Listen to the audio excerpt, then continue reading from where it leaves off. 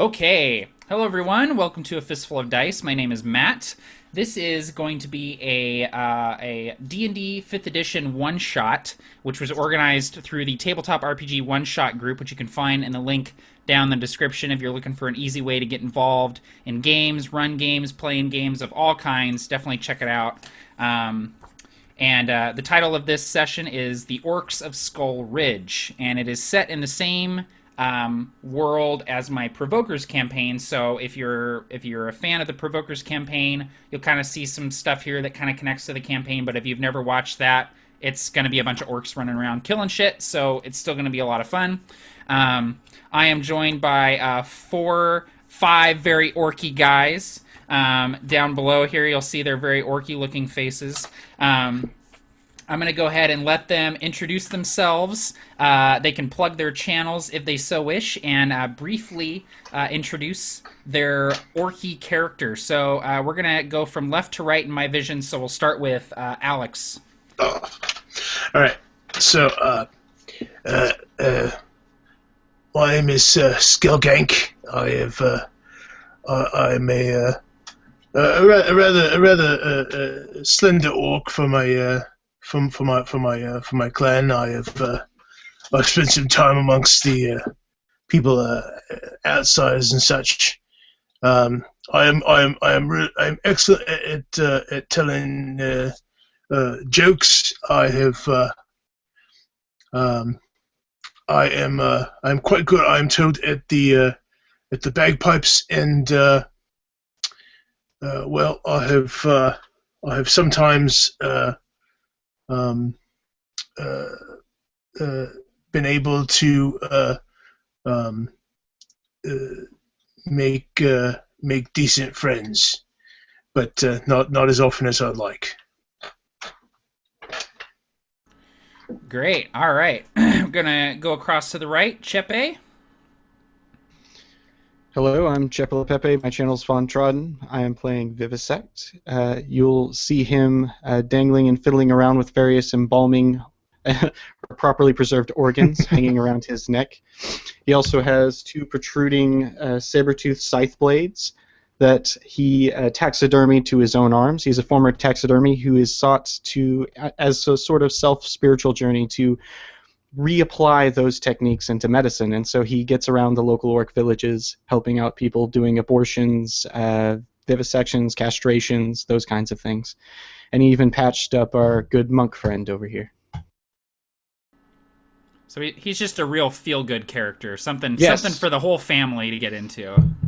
Vivis is a very, very friendly fellow. Perfect. All right, going across here to your all DM. Why don't you go ahead and introduce your character there? Okay, hello, my name is Lloyd. I run the channel here, all DM, and I'm going to be playing Brokejaw. So he's a monk, but he's not really a monk. He's a big lad who likes to punch things, and he had his jaw ripped off in a fight. Entirely, his bottom jaw was removed, and so his good friend Vivis managed to sew and kind of suture an animal jaw underneath, so he's got this big protruding bony jaw instead of his own. He's got a few modifications from Vivis. He's got some spiky knuckles, so knuckly growths instead of where his knuckles are. He's got some bones sticking out. He's a very unpleasant person. Awesome. All right, Robert, go ahead. My name is Robert Ogre. I run Robert Ogre on YouTube, and I'll be playing a lesser orc today. My character's name is Snagrut, and he's a druid, and he's a very nice-looking fellow. The village he moved into, the population doubled within a couple weeks, but he was raised by tree folk and decided he wanted to go and find some of his own kind once he hit puberty, and he hasn't stopped since. Awesome. All right, let's finish it up with Sean. Hey, what's up? This is Sean, aka the Rapka, the Gaming Beast, and you can check out my channel, whatever. But now here's Grunk. Grunk will introduce himself. Me, Grunk. Me from mountain. Me like smash. Me, civ thingy, not good. Me, eat now. That's basically Grunk. He's a very, very, pretty much a moronic, but he just loves to go out into the wild and hunt and kill and eat, pretty much. That's what he likes to do. And, yeah. He's quite primitive. He smashes things. He has a big mammoth horn.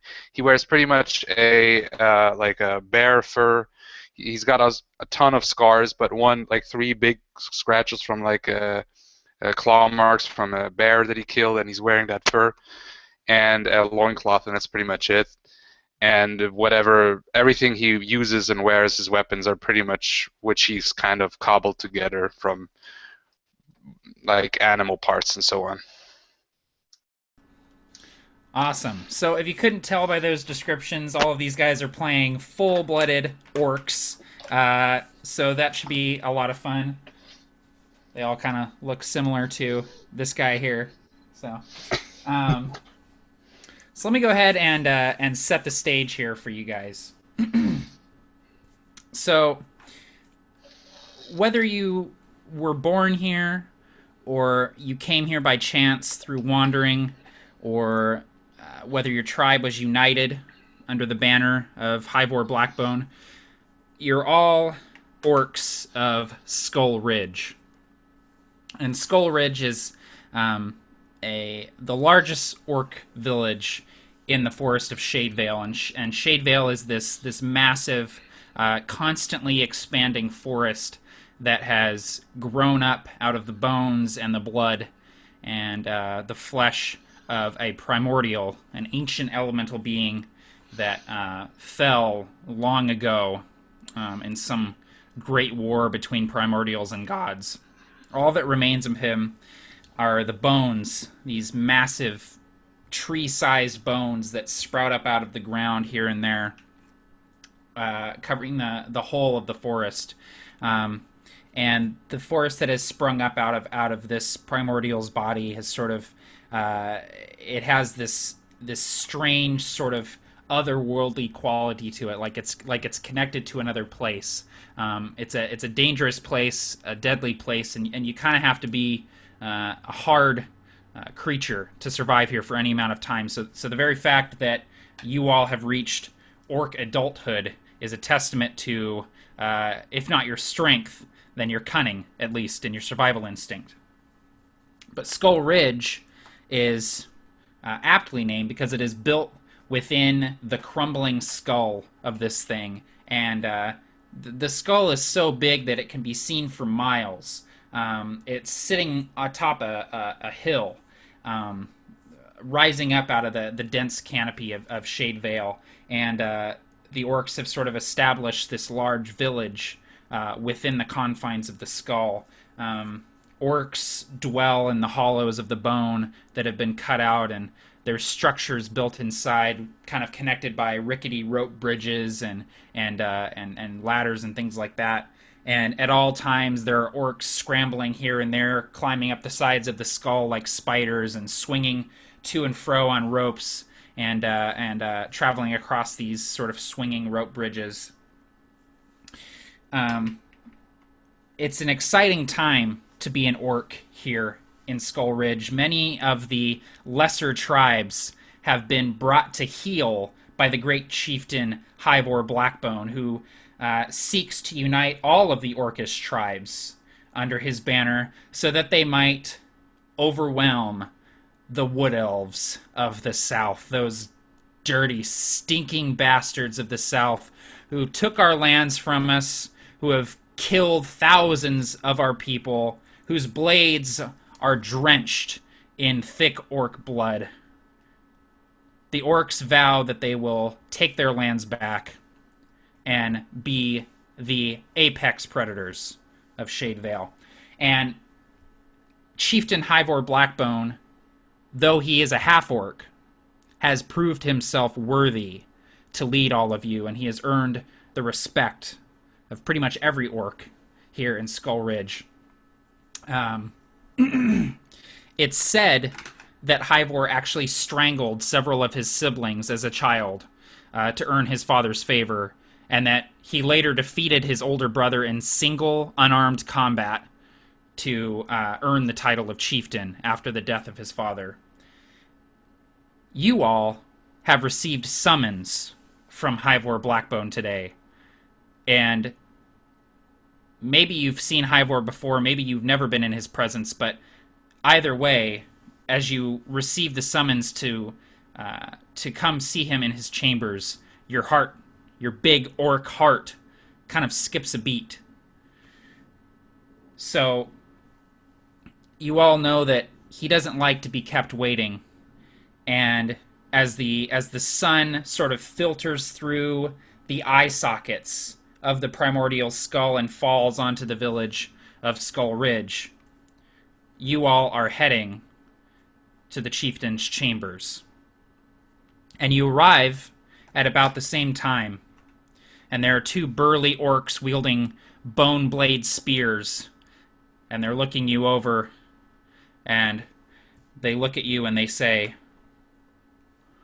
"Do you have business with Chieftain Hivor?"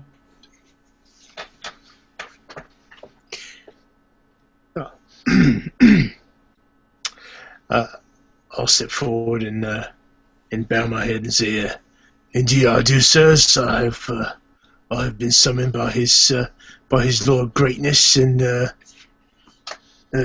well, yeah, and yeah." Right. I just kind of budge in there very unpolitely and says, "Me Grunk, me talk chieftain, or you smash." The orc says, all right, because you stand a little taller than he does, and I've got like a fucking 18 strength, yeah, and so. And Yeah, I'm not, even for an orc, I'm quite wild looking. Like, I'm not... Orcs can be quite civilized still, but not this one. yeah, you're the guy in the insane asylum that the other inmates stay away from, for sure. Yeah, pretty much. And these guards kind of look to the other three and they say, "You too?" Not to be outdone by Gronk's bigness, Brokejaw will step up and he'll yawn, and you'll see that he has no inner jaw. He's just got a bone ridge. And just go, "Out of me way, you little shits." Shit! Me shit on you! On corpse! Smash! And I just move, like, not carrying, like...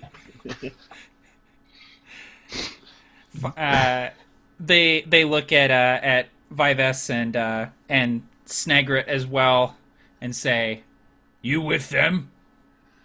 Yes, unfortunately.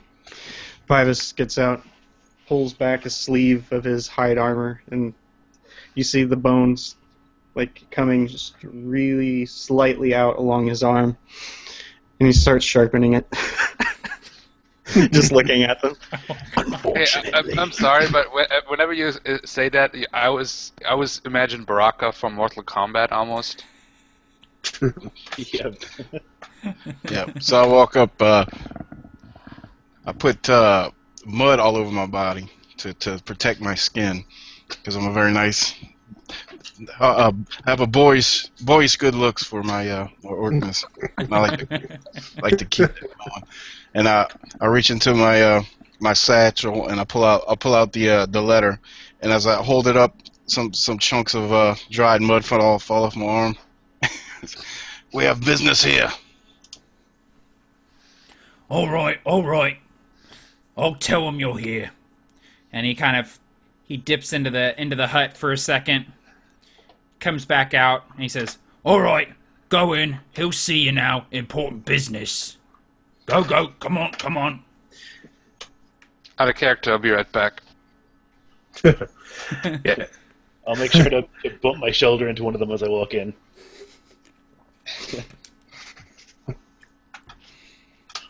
I just eyeball my work leading in front of me, looking at his jaw, trying to think back with regret of the things that I could have done better.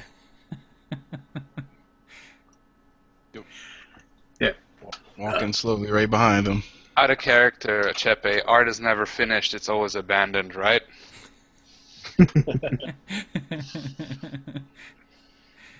Now, there's still a chance to work on his jaw, so It'll probably be broken by the end of the day anyway. yeah, it might get broken off. So, all right. So everybody's heading into the hut. Yeah. Yep. All right. So, the chieftain's hut of Hivor Blackbone is not a lavish structure by any means. It's quite Spartan in its design and its decoration. The floor is lined with the furs of bears and wolves, and there's even a mastodon hide sitting there with the tusks still attached. And between the tusks is set this table, and there's no throne in here. Hivor does not sit idly. He prefers to stand. He's an orc of action, and this is part of the reason why he's been so well received by the tribe, is because every chieftain before him gets complacent, gets comfortable, and likes to sit on their throne and eat and drink and have the other orcs go out and fight, but not Hivor Blackbone. He stands at this table with this crudely drawn map etched into it, and he thinks and he strategizes, and that's something he's been telling the orcs that they're missing. He says, "You need to think. We all need to think. The elves think, and they've been better than us. But now we're thinking, so we're better than them." That's what he tells you guys. And as you walk in, I'm like, what think? That's what I've been telling people for years. They no one listens to me. He's leaning over the table, and he's tall Too and many well built, words. but he's definitely more slender than a full-blooded orc, and he definitely has he doesn't look like a human, but he definitely has some kind of human qualities to him. And I'll pull up a picture really quick here so you guys can see what he looks like.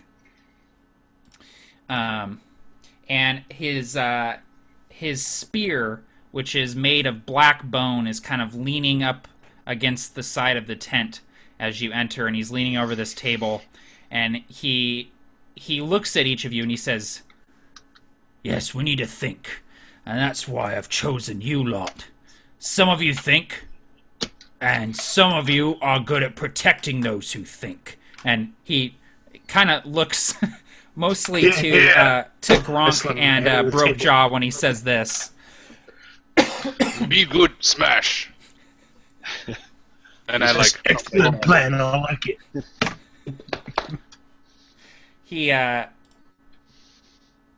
He's looking at this map, and he stabs a dagger into the bottom of the map where the village of Shade Vale is, where the elves live, and he says, "Let me ask you something, boys.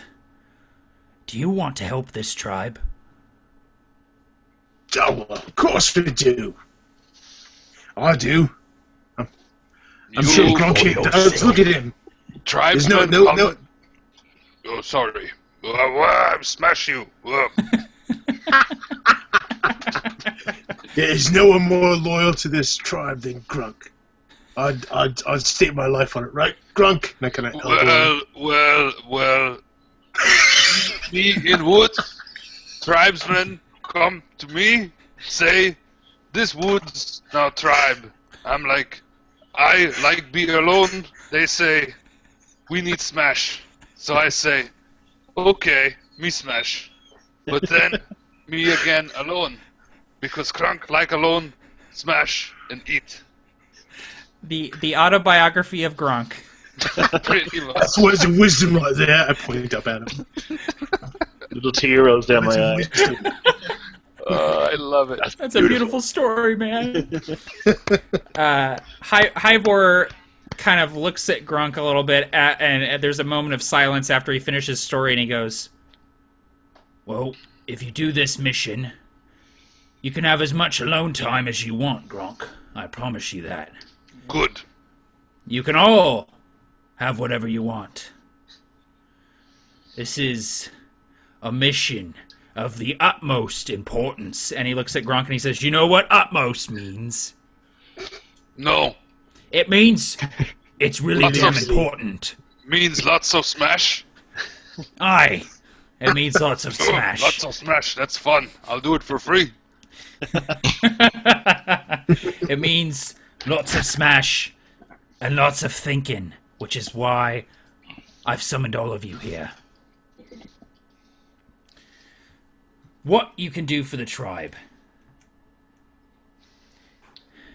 Well, it's no secret that we're outmanned somewhat by the elves in the south. I'm not going to stand here and pretend that we have better weapons, that we have superior battle tactics. But what I am going to say is we've got more heart and more blood to give than any of them. So what do we need? We need a weapon. A weapon that's gonna win us this war. I take out my horn and says, "This good weapon," and I point at the mastodon. There 2 weapon. Now we have 3 weapon. We go smash pointy ears. Good food. He says, a weapon of a different kind. The kind of weapon that wins wars. Does war taste good? Me not know what war is. War's delicious. War's when you smash a lot of things at once. Me likes war. It's like big smash. Big smash, aye. I've got reason to believe that there's a mighty prize in Grimbach Barrow. If we can secure this prize for the tribe, we might have all the power we need to win this war. Drive the elves out of Shade Vale. What say you, boys? Are you interested in helping out the tribe? Vivis rubs his long nails along the fur, along the side, and he examines it. Who did this? The fur? Yes. Well, I imagine it was probably my father, or his father before him. It lacks precision. I just look at I look at Chepis. I look at Chepis' character and I'm like me not understand. You say we smash pointy ear, good food. Brings up the scythe blade that you could tell was from a saber-toothed tiger, and he brings it up near. There's a point to be had. He goes back toward the fur and he rubs his long nails across it. And I'm looking at Vivisect and I'm saying, good toothpick. When I eat, can you give me toothpick? He turns over to the Grunk in the back of the head. Pay attention. We smash you. How dare you? How does this differ from your work? Out of character, I gotta close my window because it's late here. Hivor, when you kind of point this out, Vives, Hivor looks at you and he says, "Aye, it lacks precision. My father lacked precision. God's rest his soul. He died to the elves, just like many of us had.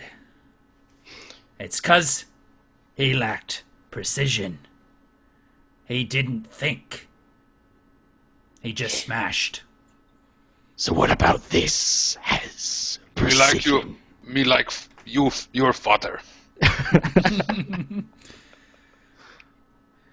Well, this mission is gonna take you deep into Shade Vale, and it's gonna bring you close to Elven lands.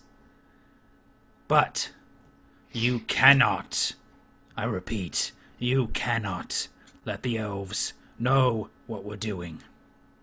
If you're seen by elves, if you're heard by elves, if your footprints are seen by elves, if they smell you taking a shit, you need to kill them and not let them get back to the others.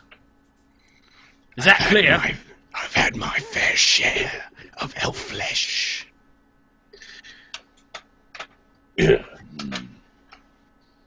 So, we should go before we leave then. I'll slap him in the back of the head as well. No respect. He says, well, you should probably... No! Listen. You do this for me, you bring back this prize, and I'll give you whatever you want. You'll earn a high rank in this tribe, or you'll earn a house to yourself outside of the tribe. You'll earn gold, weapons, armor, anything you want. I'll make it happen. Just want my own part of woods where nobody can come hunt, just me. Or else me smash and eat them, even if orc. Me give orc one warning, but only one. Well, I'm sure we can make that happen, Grunk. If you smash real good. Me don't care for civilized things. It's not good. That was a big word, Grunk. That was a big word. So, can I ask, what is this weapon? Well, I don't exactly know. But you're gonna have to trust me on this. That I have reason to believe it's gonna be something that's gonna turn us around. I'm sorry I can't give you more than that. If I knew more, I'd tell you. We'll get it. We'll be back. If I may ask, then, your great eminence, how are we to know this weapon when we seize it? Well, according to what I've been told, you'll know it when you see it. I kind of squint at him, suspiciously, but yeah, all right. I've been told it's a weapon of some kind. If that So helps. we're heading east for something we don't even know, in a territory where we cannot be seen. Yeah, how about sums it up? Well, I know that I'm sneaky. I reckon Gronk ain't too good at it, but we can figure it out. Me good at smash. I could tell an elf by its scent of pheromones for 10 miles around. That's a bit weird.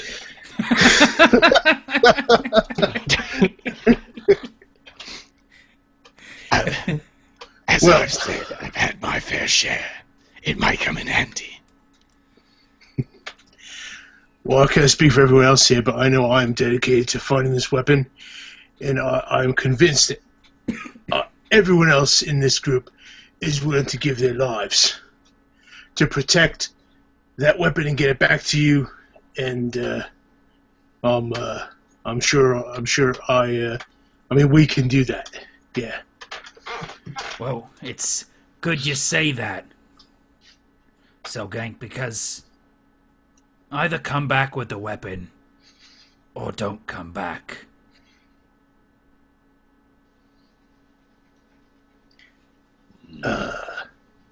Yeah. Right. We'll find it and we'll be back. I trust you will. We'll kill hundreds and thousands of those elves. That's the spirit. That's the spirit. I was gonna start a war chant, and you kind of took it out of me there. Coming back. Me good at smash. Me not understand words. He looks at you, Snagret, and he says, "The time for war chants is soon, brother. Soon." Now, We'll be back with it. you've got a few options. And he waves you all over to the map that he has in front of him. And he says, your destination is Grimbach Barrow. It's, well, you've heard the stories. Supposed to be haunted.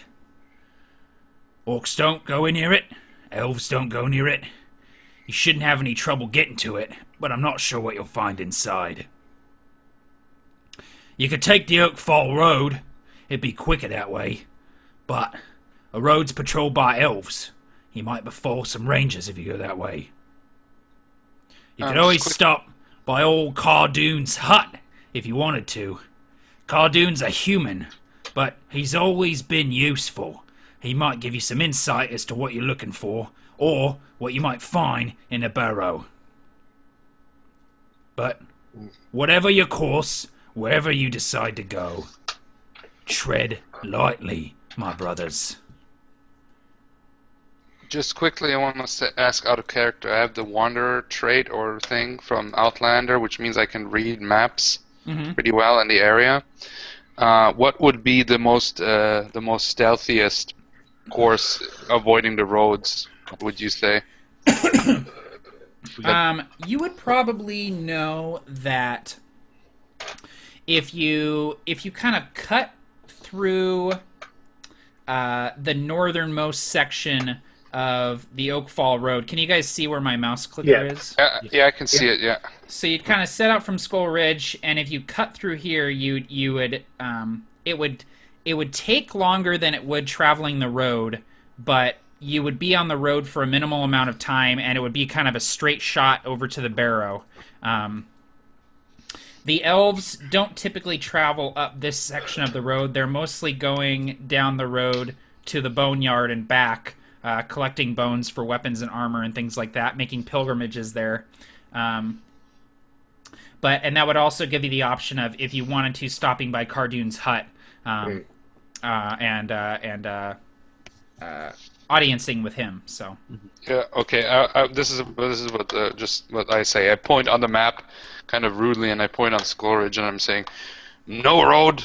We go here," and I point like going through the way, avoiding just through the woods. Me know good road here. Go through. Human, stupid. Me not like. He stinky. Then we are Grimbach Barrow. Also stinky, not go there.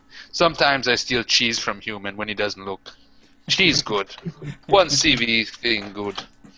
And beer.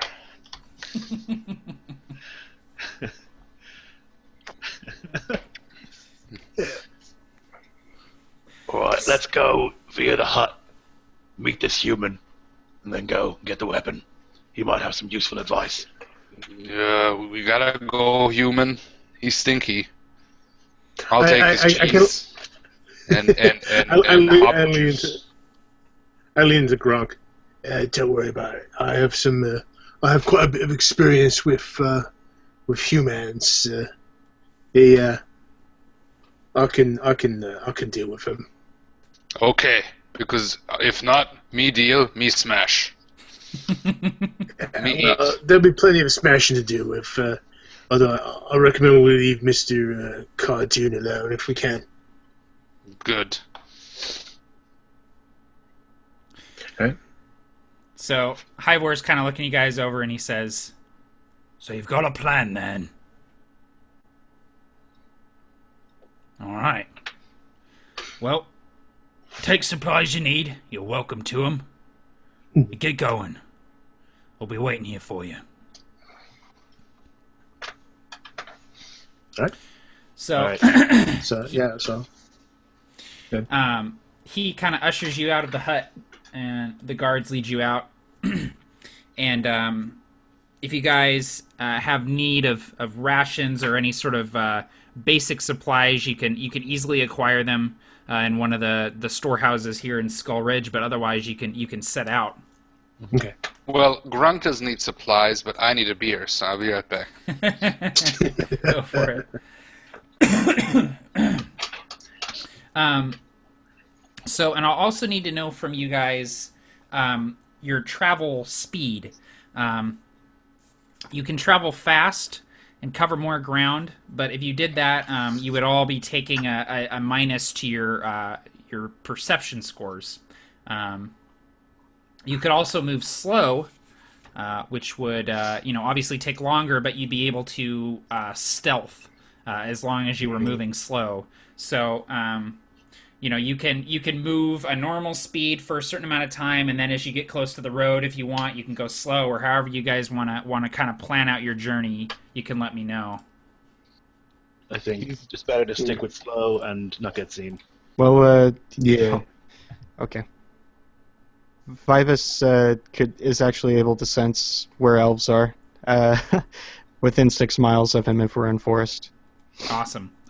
So we could move fast if I just use the ability. Yeah. Yeah, if we know he can sense elves, then yeah. And then make good speed. And bear in mind too that elves are not the only danger here in Shade Vale. There's plenty of natural predators that could get the jump on you if you're not careful. Would I be able to lead them through with my Wanderer feature as an Outlander through the area, kind of in safety? Yeah, what I'll have you do is, since you've used your Outlander, your Wanderer thing to look at the map and plan your course. So fair enough. Okay. What I'll have you do though is I'll have you make a survival roll every once in a while to see if you can kind of find a safe path through the forest without getting too close to the road or too close to where you don't want to go. So. Okay, sounds great. Cool. So if you guys want to go ahead and set out, yep, you can do so. So Gronk, go ahead and give me your first survival roll.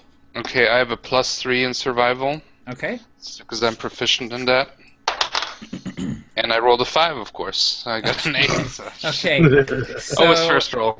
So you guys pack up your gear, you shoulder your weapons, and you set out. You pick your way down the craggy hilltop of Skull Ridge and kind of descend into the dense forest of Shade Vale. And even though it's daylight, once you get down below the canopy, it's almost perpetual twilight. I mean, the canopy is so dense that any light that has made its way down is kind of filtered green by filtering through the leaves. So it kind of has this very otherworldly, almost kind of Feywild quality to it.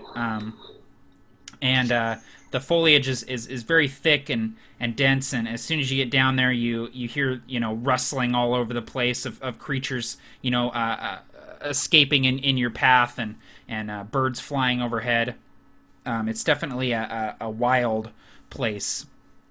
But anyone who's been down here before, you're used to this, and a few of you might even feel at home.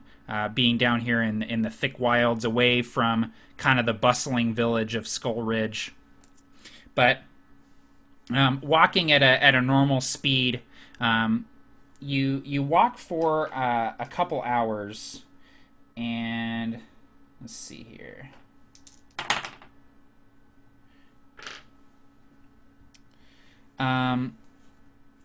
So Selgank, you're walking along, and you see in front of you a thick wall of vines, and the rest of the orcs are kind of walking towards it, and it looks like they're getting ready to hack into it.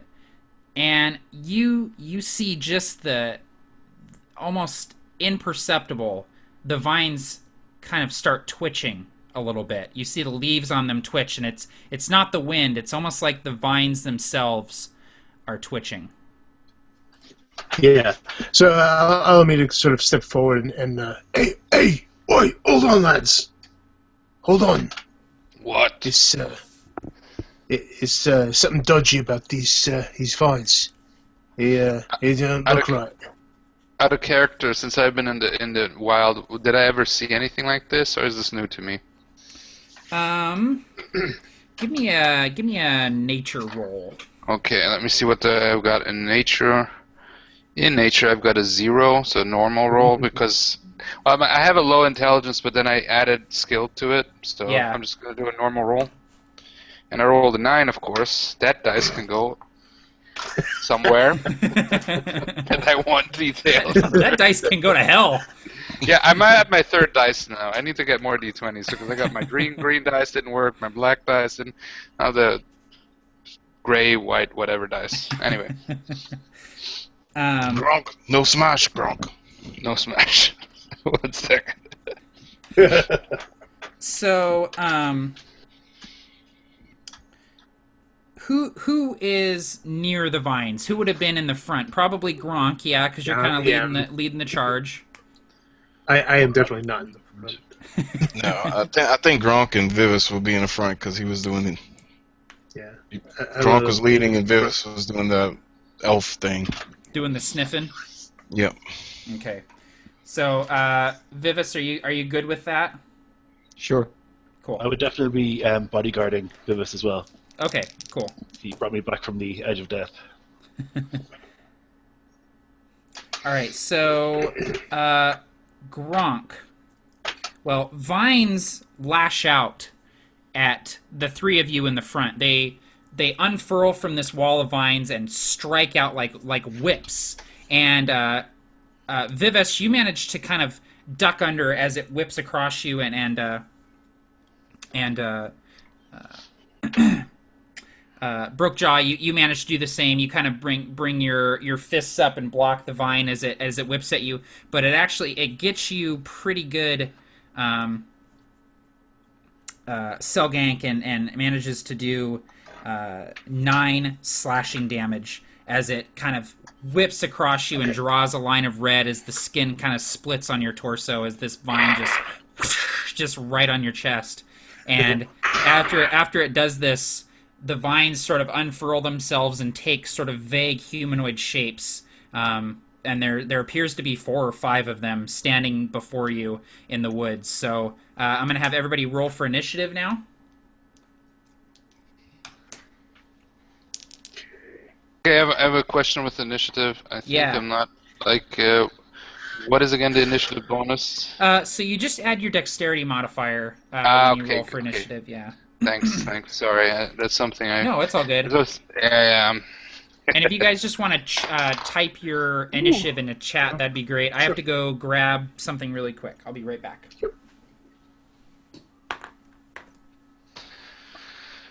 I was lucky with the initiative. Got a 19. And that 1 bonus. 16. 16. Yeah. Orcs.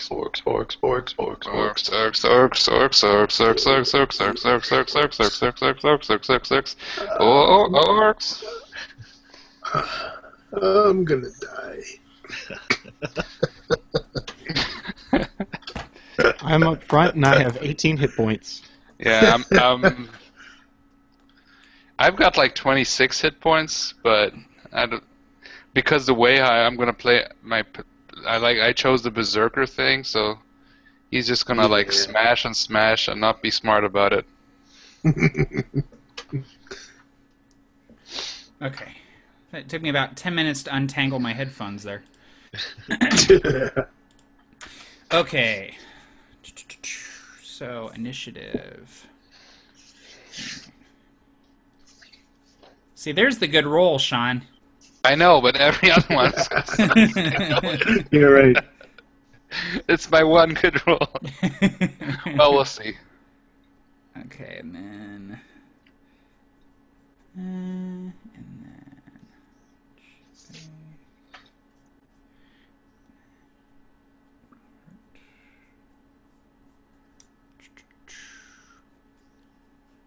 Okay. 11. Okay, cool. Alright, so initiative is going to go Gronk, Selgank, Vivis, Snagrit, and Brokejaw. And then the bad guys get to go. So, I thought we were the bad guys. Everybody's bad. I don't know. Everybody's bad guys in this adventure. I don't know what's going on. It's all about us, I guess. So, Vivis, Gronk, and Brokejaw, you guys are standing closest to these sort of plant creatures standing in front of you, and Selgank and Snagrit, you're kind of standing behind them. But you all have line of sight on these things in the forest. So, first up is Gronk. So, Gronk, what would you like to do on your turn as after this thing whips you across the chest. where Well, it's of course I'm gonna smash. I'm gonna go and I'm gonna use up a rage, Okay. and I'm gonna go right away with what is it? I'm gonna use what is it? Reckless attack, I believe, and frenzy. That's the one, right. Reckless attack is... There we go. At level, you can throw aside all concern for defense. To attack with fear desperation, when you make your first attack on your turn, you can decide to attack recklessly. Doing so gives you advantage on melee weapons, attack rolls using strength. During this turn, attack rolls against you have advantage until your next turn. So, okay, I'm gonna use up a rage. Okay. And which I think, what is it, rage again? It gives me advantage, and I get a bonus to the damage roll. Yeah, I think it gives you a plus And 2 us- to your damage, I believe. Yeah, it says And, it says melee damage. +2. and then Yeah. it gives you resistance to piercing, bludgeoning, and slashing. Wait, yeah, +2, and I will do frenzy, which I go into frenzy when I rage. If I do so, the duration of your rage, you can make a single melee weapon attack as a bonus action. So once my turn ends, so okay, so I get a +2, and I get advantage, and yeah, and I will attack the first thing, smash it, and I roll a 5, of course, because that's how it goes. And okay, I got a 7, and yeah. Well, all I say is prong smash, and I smash down, and I roar, big battle cry, and most likely miss. Yeah, with a total of 7, it's not going to be a hit. The thing kind of sways out of the way. Wait. Oh, I'm an idiot. I have a +6 still. I didn't add that. Oh, sorry. Oh, yeah, 7. because you should add your strength and your proficiency bonus. Yes. So, okay, that comes up to a 13. Oh, well then that is a hit, so roll for damage. Sweet. Oh, man, yes, that's... I haven't played it in a month. This is what happens. You forget the system. Forget the goddamn system. There you go. 1d8 crush. And I get a 7 plus my strength modifier, which is a +4. So that's 11. Okay. So your hammer smashes into this thing, and it just tears through the vines and pulverizes them into pulp, but the creature in front of you still appears to be standing. I look kind of confused. Well, I'm in a rage right now, so I cannot look confused. I'm just not And then- thinking right now. Does your frenzy allow you to take an additional attack? Is that how that works? Yes. Wait, it is here. Frenzy. Starting when you choose it, you can go into frenzy. If you do so for the duration of your rage, you can make a single melee weapon in my first turn. Because Yeah, it's a bonus action to do it, so you can't, on your first turn, use your frenzy attack. Okay. So my next turn hold then. on. Yeah, from now on you'll have an extra Okay, attack. fair enough. Yeah. Yeah, because entering rage is a bonus action, correct? Yeah. Yeah. Okay. Okay. Thanks. Yeah. As I'm no problem. saying, I've played it only a couple of times so far. It's so. all good, man. It's all good. Okay, cool. So, awesome. So that brings us to Selgank. I am going to use my my performance skill. I'm basically going to move behind. I'm moving behind Gronk, Okay. and I'm using him as cover. Awesome. And I'm going to take a slice at the vines that lashed out at me, at least with my scimitar. I just kind of draw it in a quick, smooth motion. Take a swing for 14. Yeah. Go ahead and roll for damage. Okay. All right. 2. It takes 2 points of damage. I managed to duck behind Gronk and slice the thing, taking a little bit will lead. Go flying out. Basically, I'm kind of like behind him, almost mimicking his movements. Trying to keep my body in the shadow of his. Nice. Yeah, so for a second, it looks like Gronk has a set of like extra smaller arms that are like poking out from I'm behind I'm like Vishnu or something, you know, like Shiva, you know. Yeah, exactly. Oh, Or man. Goro from Mortal Yeah, Kombat. I was gonna say Goro. Yeah, that's the second Mortal Kombat reference tonight, man. That's right. Oh yeah. All right, that brings us to Vives. After I ducked under, I reactively popped out the blades from on the sides because they cracked open. You hear skin, kind of catless skin, start breaking apart. So the bones start ripping out of my flesh. I go 2-armed attacks, slicing at the vines that were in front of us. That's gross, bro. That is... I love it though. It's perfect. That's a 16 and a 9. So that's one hit, right? 16 and a 9? Yeah, one hit. Okay. And then that would be... So... That would be 5 damage. 5 damage. Okay. So are you attacking the one that's directly in front of Yes. you? Or the okay, cool. Cool. Right, so you slash at this thing with your scythe blades and you know, these things are specifically designed to cut through vines. That's what the saber cats use these blades for. So you're making mincemeat of this thing. All right. Next up is Snagrit. All right, so I want to step back a little bit and pull out my bow, and I want to take a shot at the one that's being unattended right now. Okay. All right, that was a 20, not natural. All right, that's definitely a hit.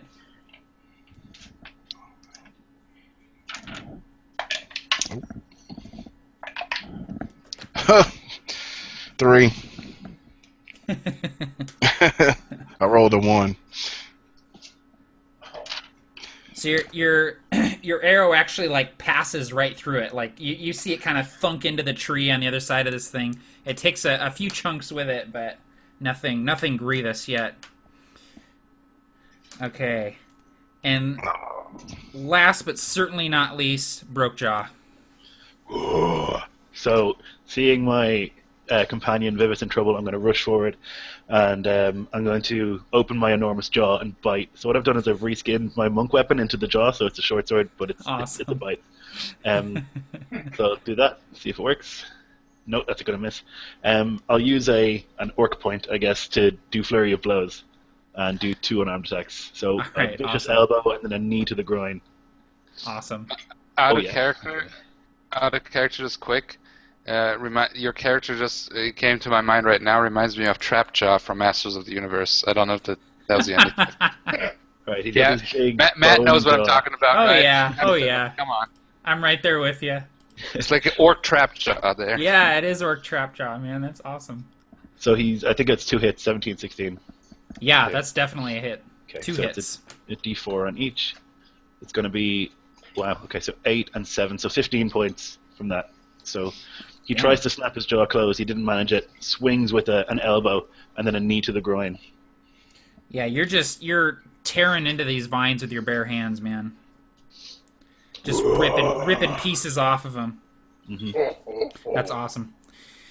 Okay, so these vine creatures, they lash back and whip out with their vines. They whip it out. They whip it out, exactly. Okay, so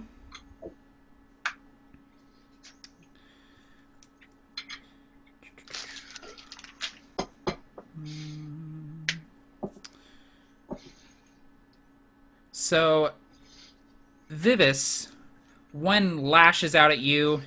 You bring your blade up to block it, but it catches you right across the forehead. You feel blood kind of pouring into your eyes. It does 10 slashing damage as it does so. Feel alive. For a while. And... Okay. The blight in the back. Oh, okay, they're vine blights. Now you guys know. Okay, so the vine blight in the back. I hate when I do that. Yeah, I do it all the time. The blight in the back, it reaches out with both of its arms, for lack of a better word, and it grabs onto these trees on either side of it, and its vines just start growing out of this thing. I mean, they're going all over the place, shooting out in every direction.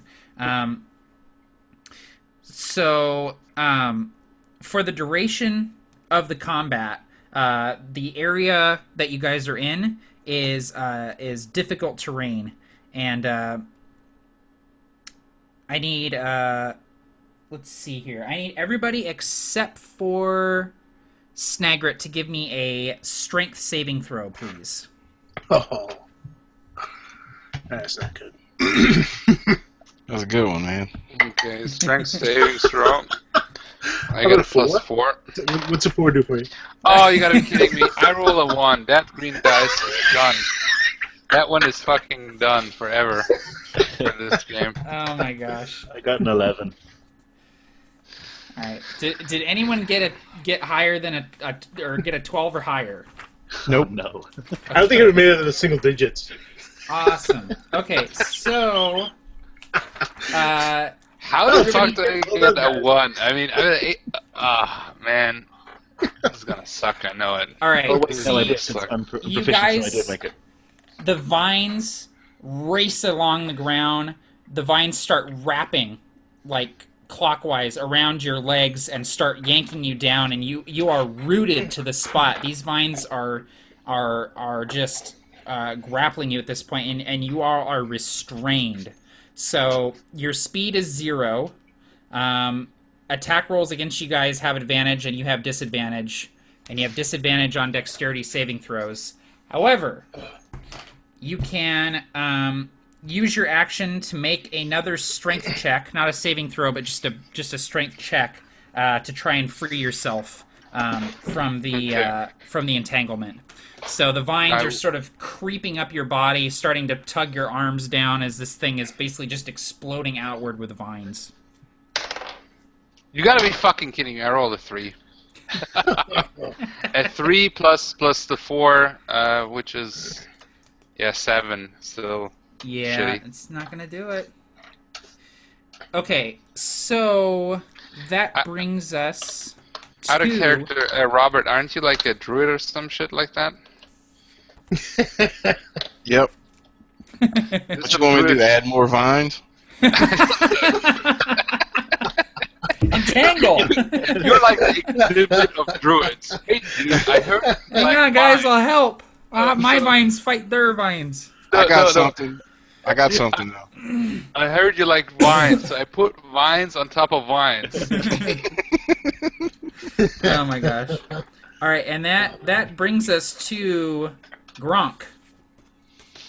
Well, can I smash? You can smash. Your attacks have disadvantage, but I suppose you could do reckless attack and just have regular attack. Could I? I don't know. I know I'm in berserker mode, but could I use my knife now to cut through? Because I do have a knife.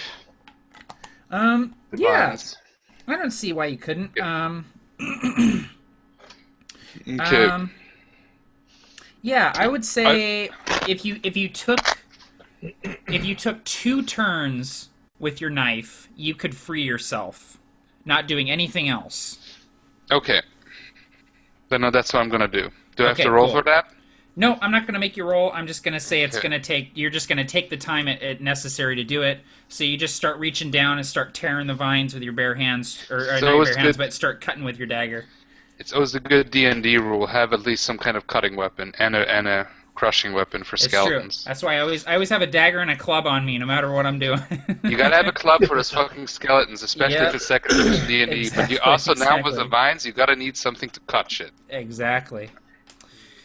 Okay, cool. So Gronk is cutting at the vines with his dagger. Selgank, what are you doing? The vines are creeping up your torso, man. Yeah, I'll use my my scimitar and I'll try and slice at the ones that are trying to grab me. Okay, so you're gonna do the So- same thing. Yeah, basically. Okay, cool. Alrighty. And so right, yeah. Okay, Vivis. Licking my own blood, it brings me back to the memories of experimenting on and with slicing out organs when I was experimented on by human wizards. The rage is like a PTSD in my head, and I'm just reliving it. And I go into Okay, a out of rage. character wizards experimenting on you. You are fucking Wolverine, aren't you? That's what you are. You're not Baraka. You're like the Weapon X program of this world. Just let's be honest here.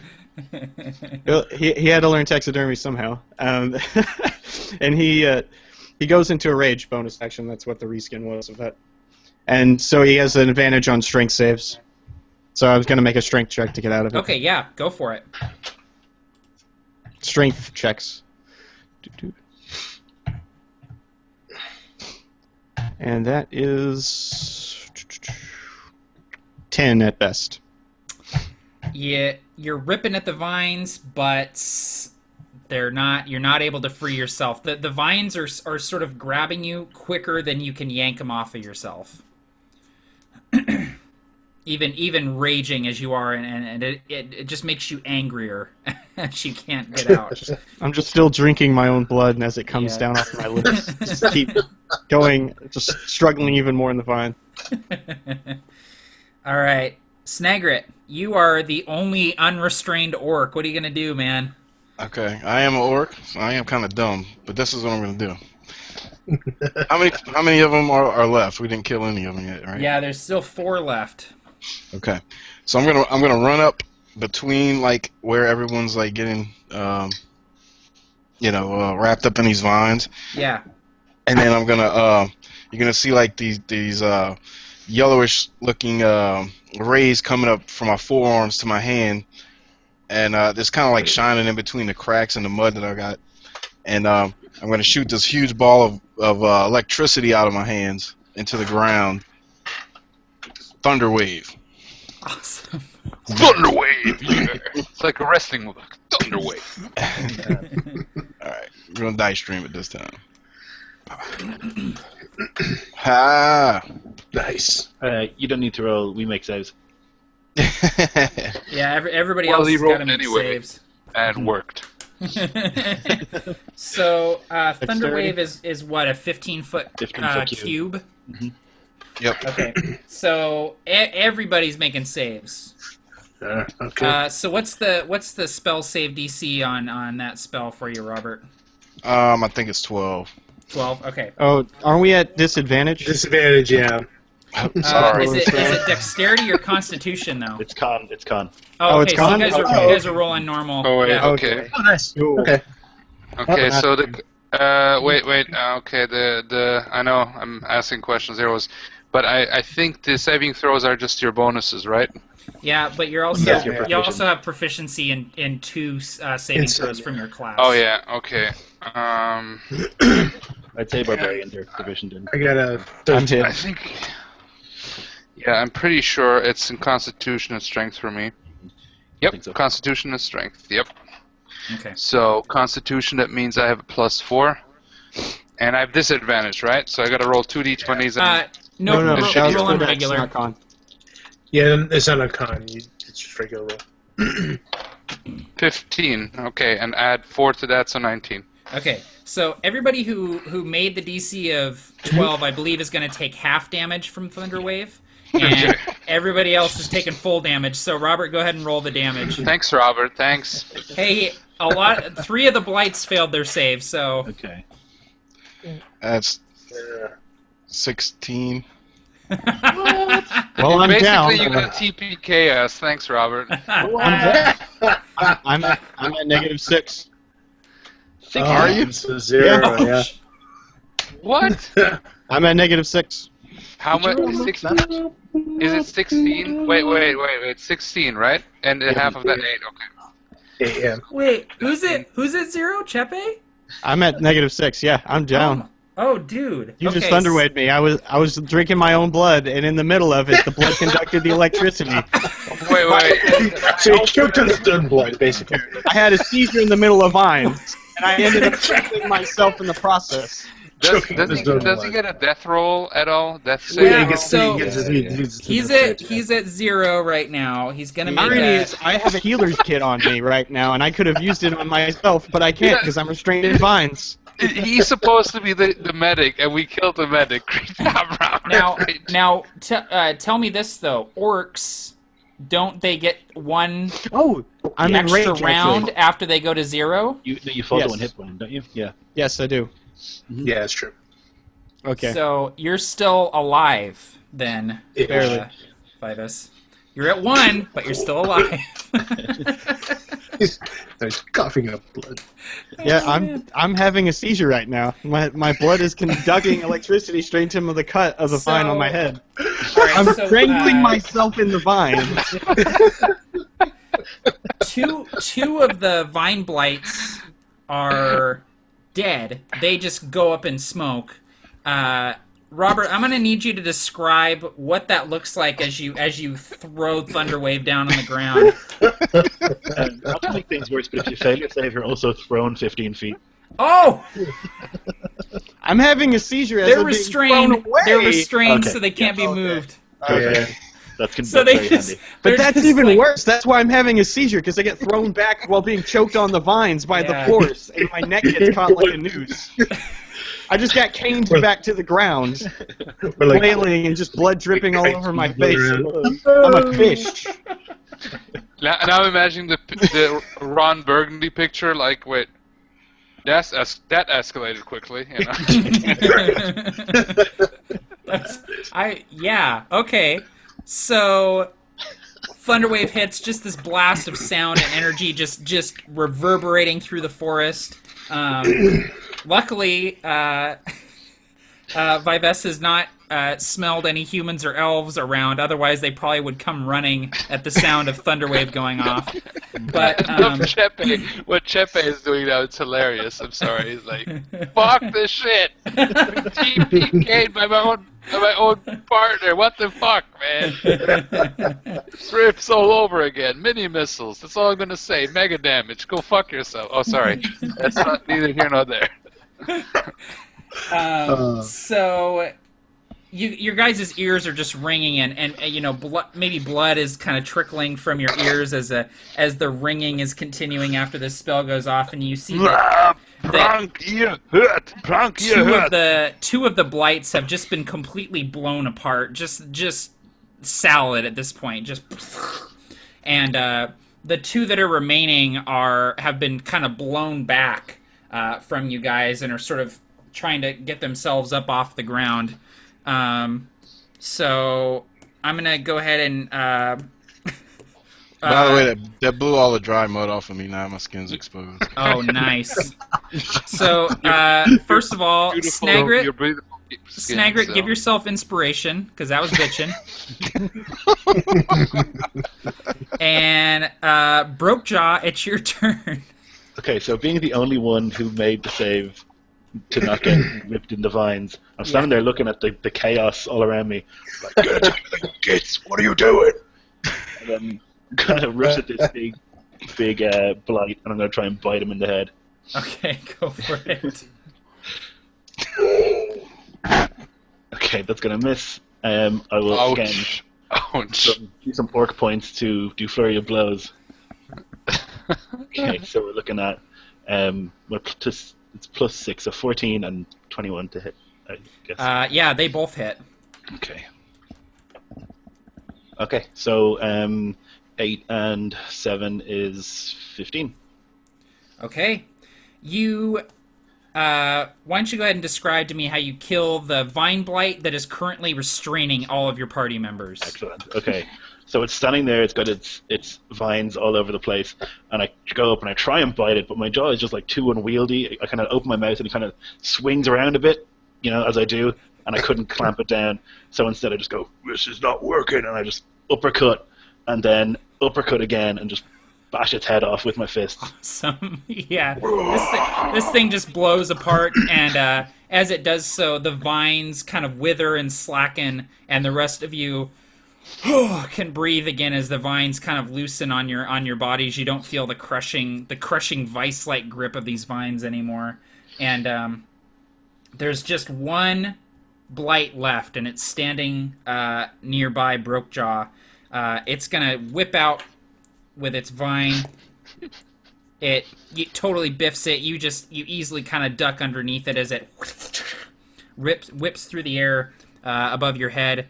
And Gronk, it's your turn. Gronk slash. I go with the knife and I slash at it. Okay. I'm still in rage mode, and I have now all with my rage bonus. I have and there's also rage damage bonus, I believe. Mm-hmm. Yeah, +2 to your damage.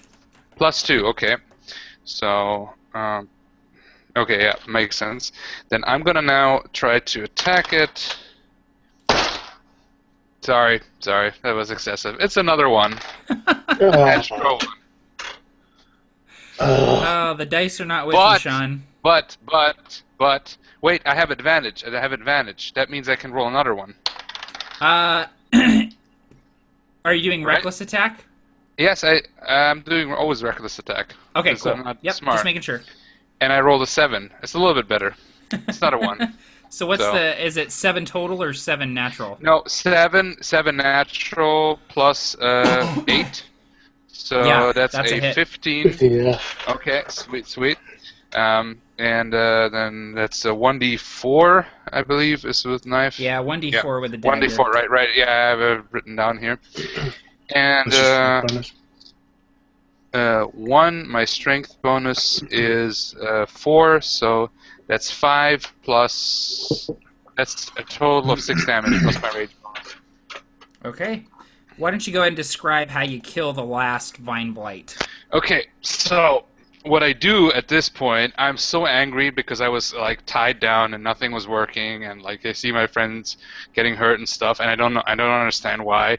I'm just out of my mind, and I just slash like a motherfucker, and then I fucking like take the Blight's thing, and I just take the knife and I just like slash it up and rip at the same time. I like slash and rip the head, as I would do with other other things, and then I continue just slashing and continue slashing when there's nothing to slash anymore and poke and like pierce anymore, but I'm still slashing like a bad man until the rage wears off. And then I fall like when I'm like out of breath and out of energy, I just fall down and like yeah. So a kind of quiet settles over the path, aside from the constant stabbing that you hear. Oh, I'm roaring Gronk constantly. Yeah, and he's just like, roaring. Gronk slash, rah! And birds are just leaping out of the trees, just running away as quickly as possible. I want to walk over I pretty much collapsed to the ground with 2 hit points left. And I'm like, I'm kind of looking, laying there on the ground, looking back, looking at Skull Ridge, which I can still see in the distance. We haven't gotten that far, really. This is the first encounter, and this is where we are. Great job. I am definitely questioning the 1/2 challenge rating of Vine Blights at this point. They are badass. Yeah. You know what? No, I love it. This is fucking D&D. That's supposed This to is be. going very well for us, lads. It's not a video. It's not a video walk game. over to Sniper, and I want to slap him in the back of the head and say, "Watch it with your magic, you dope! You nearly got us killed." I've never used it before. Then I like. Well, I'm on the ground, so I don't even hear anything. So I cannot answer. Okay, I got a question, Matt. If I use healing word, will that help Chepe's character? I believe so. What does Healing Word do again?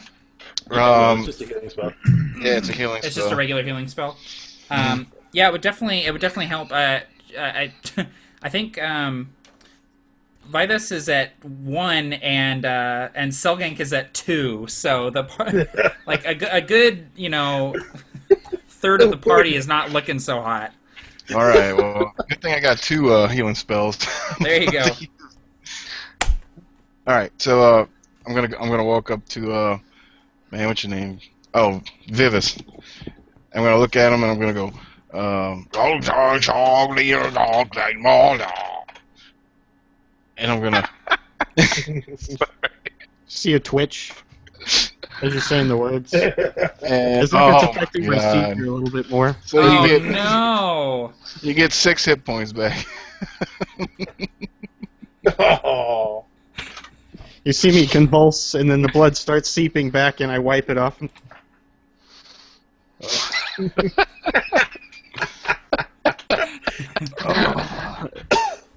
You're ringing in my ears. Just constant beeping.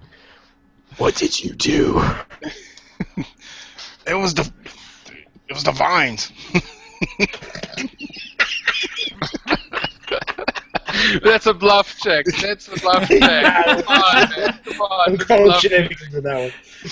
Yeah, that's definitely a bluff check. Or it's not even a bluff check. It's not even a bluff check. Come on. No one's buying that. Nobody's buying that shit. I haven't. It's the vines. Don't think for a second I believe that.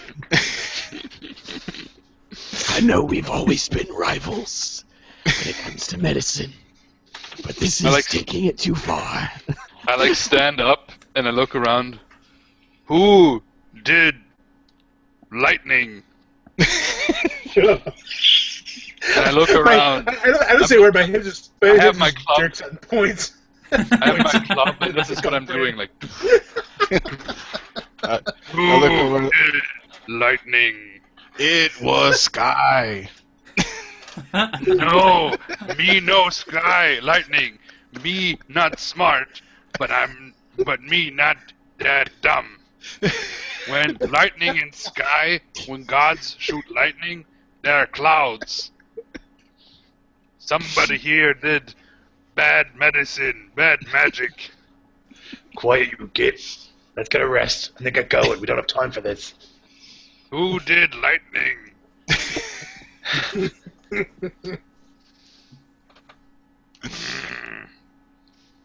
And I just go back and I start eating one of my rations, one of the things I hunted. All right, so I'm gonna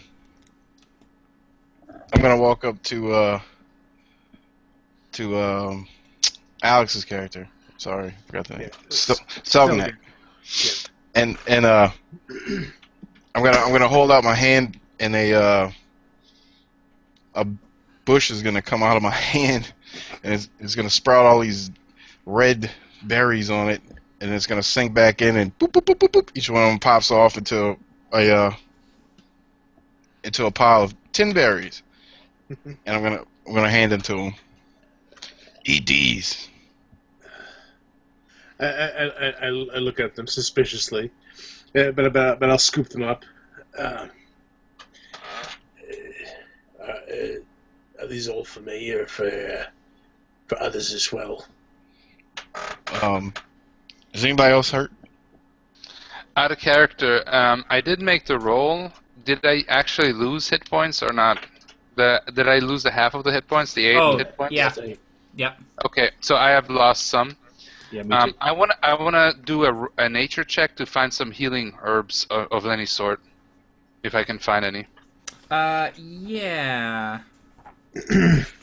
Can I roll? Yeah, go ahead and give me a survival check, if you would, please. Survival, okay. Yeah. And then, That's actually good. I have +3 in that. yeah, because survival's like tracking and foraging and hunting and stuff. Okay, I rolled a 15. I have a +3. I got an 18. 18. Let's see.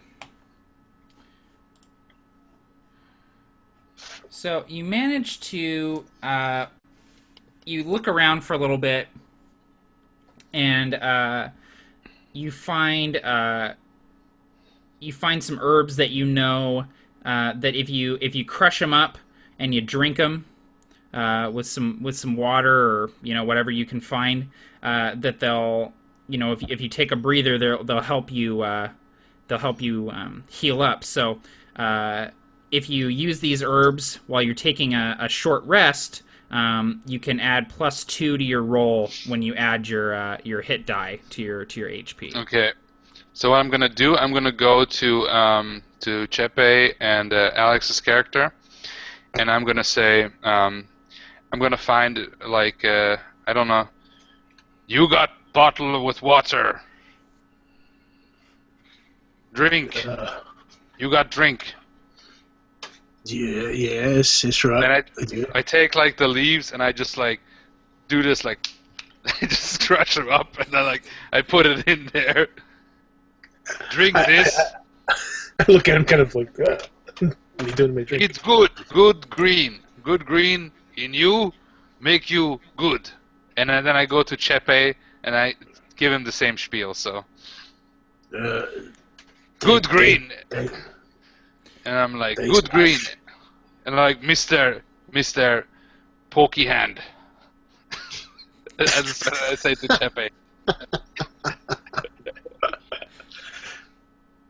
So you guys have those herbs. So if you take a short rest at any point, you'll be able to gain a few more hit points from that. So okay. But while you guys are staying there, anyone who's spent enough time out in the woods knows that it's probably good to move on pretty quickly because you've stirred up a lot of noise and sent a lot of birds flying, and so any predators in the area would likely hone in on that, and Vives doesn't smell any elves around, but if there are any elves, outside of his scent range that see the birds spring up, they may decide to head in that direction. So it'd probably be best to move on. I said, Okay. beasts come soon. We very loud. We must go. Let's go. We can't rest here. Dangerous. I start Go to jogging. human's house. No. No. And I start going already, so. Yeah, all the berries that he made with the little tree. I'm just gonna kind of surreptitiously kind of scoop into my little pouch and just kind of eat them along the way as we start walking again. Cool. Yeah, I'm gonna hang to the back and just be like.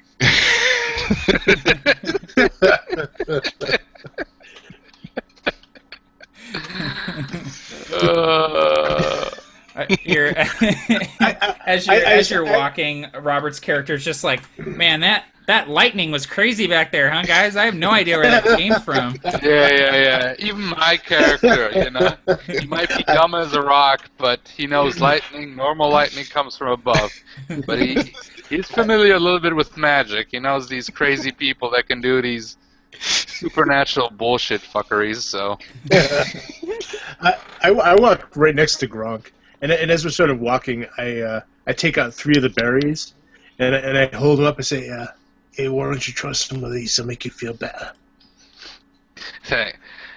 Thanks. Look good. It sounded. I was like, "Thanks, man. I'll try." Yeah, cool stuff, bro. Yeah, no, I don't say that. That's for another character. It's most likely a halfling, not a gore. And I eat the berries, and I enjoy them. And you get 3 3 hit points back? Are you still down? 3 hit points. One Okay. per. Yeah, 1 per berry. Yeah, 1 per berry. Yeah. Okay. The short rest. Was I able to do the short rest, Matt? So a short rest is an hour, so you guys didn't hang around long enough to do that. Okay, then we'll rest next time. If we have a chance. Right now, it's not good because all sorts of monstery and animalry will attack us. Yeah. Let's get to this human's house, I think. Yeah. We'll rest there. So you guys are gonna head towards Cardon's house. Yeah, we quicken our pace. Okay, so Grant, go ahead and give me another survival check if you would, since you guys are kind of veering off more towards the north now. Okay. I've got an 8. Okay. Again, it's the other dice. So it is a long, long day of travel. A couple of times, Gronk stops, looks in all directions, realizes he's taken a wrong turn, and you all have to backtrack a couple of times. It's the sun is actually starting to set by the time that you get to Cardon's hut, and you all are battered and exhausted as you see the smoke rising above the treetops where you know his hut is going to be, and you all kind of smell meat on the air, and it's just gets your jowls. You just, oh man, that smells good. It smells like he might be roasting up some deer or something. And as you break through the trees, you see in the clearing ahead of you a small wooden, very simple hut with a roof made of branches and things like that. And you can see fire flickering from the inside, and there's smoke kind of creeping up through the top of the hut. So I do notice steer meat. Sorry, I'd like to grab Gronk and say, "Let Selgank do the talking." Yeah, You me quiet. talk. Me. Okay. You quiet. Selgank talk. That's what I was thinking. So I can't tell it's steer, right? That fine. Me not good talking. Me good smash.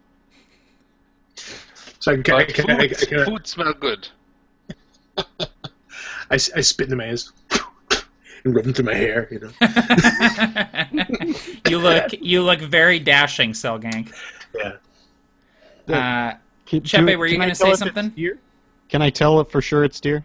Yeah, it's definitely a familiar scent. It smells like deer. Okay.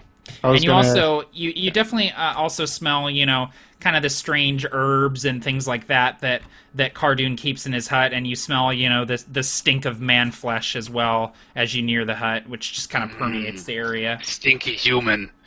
Deer smell good. Horny animal. But not that kind of horny animal out of character.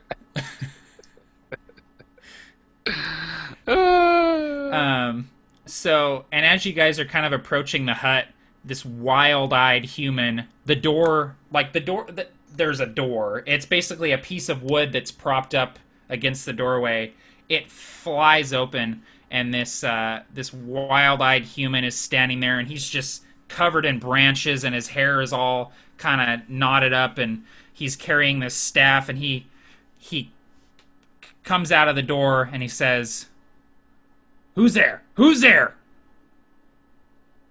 "Oh, orcs."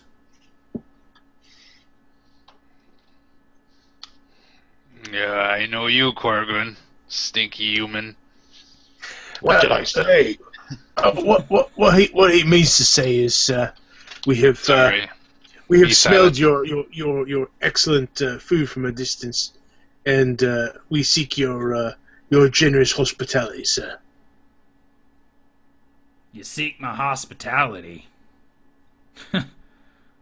Well, what do you have to give in return?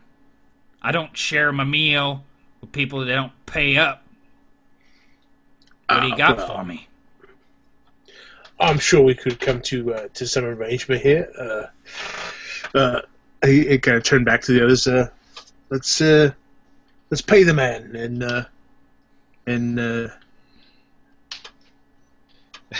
I start to pat down my body. I'm just wearing a loincloth and nothing else, and I've got nothing on me of any kind. I'm like patting myself down. I haven't got much to give. As you all start kind of looking for coins, he says, "No.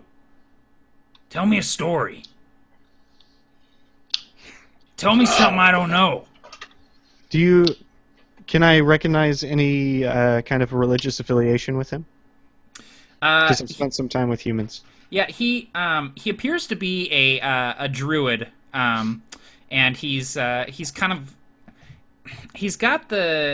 what looked to be clothes that may have once been kind of nice, but he's been wearing them for a long time and has been out on his own for a long time out here in the woods, and they've kind of acquired a lot of dirt and grime, and definitely aren't as nice as they used to be. So you think Can I- that maybe he used to be more important than he is now, just Can I based make on a the religion clothes roll? that he's wearing. Yeah, go for it.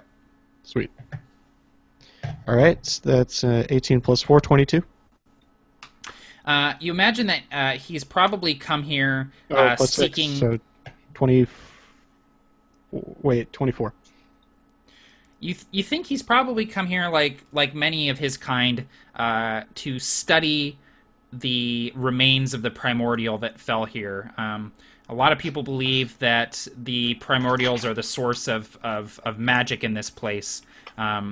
And being a druid or a shaman of some kind, he's likely come here to study the remains and see if he can't augment his power somehow. It's also appeared to addle his brain quite a bit, being out here for so long. But he is interested in the finer workings of flesh. Inherently so, due to his religious persuasion, yes? Yeah, potentially, yeah.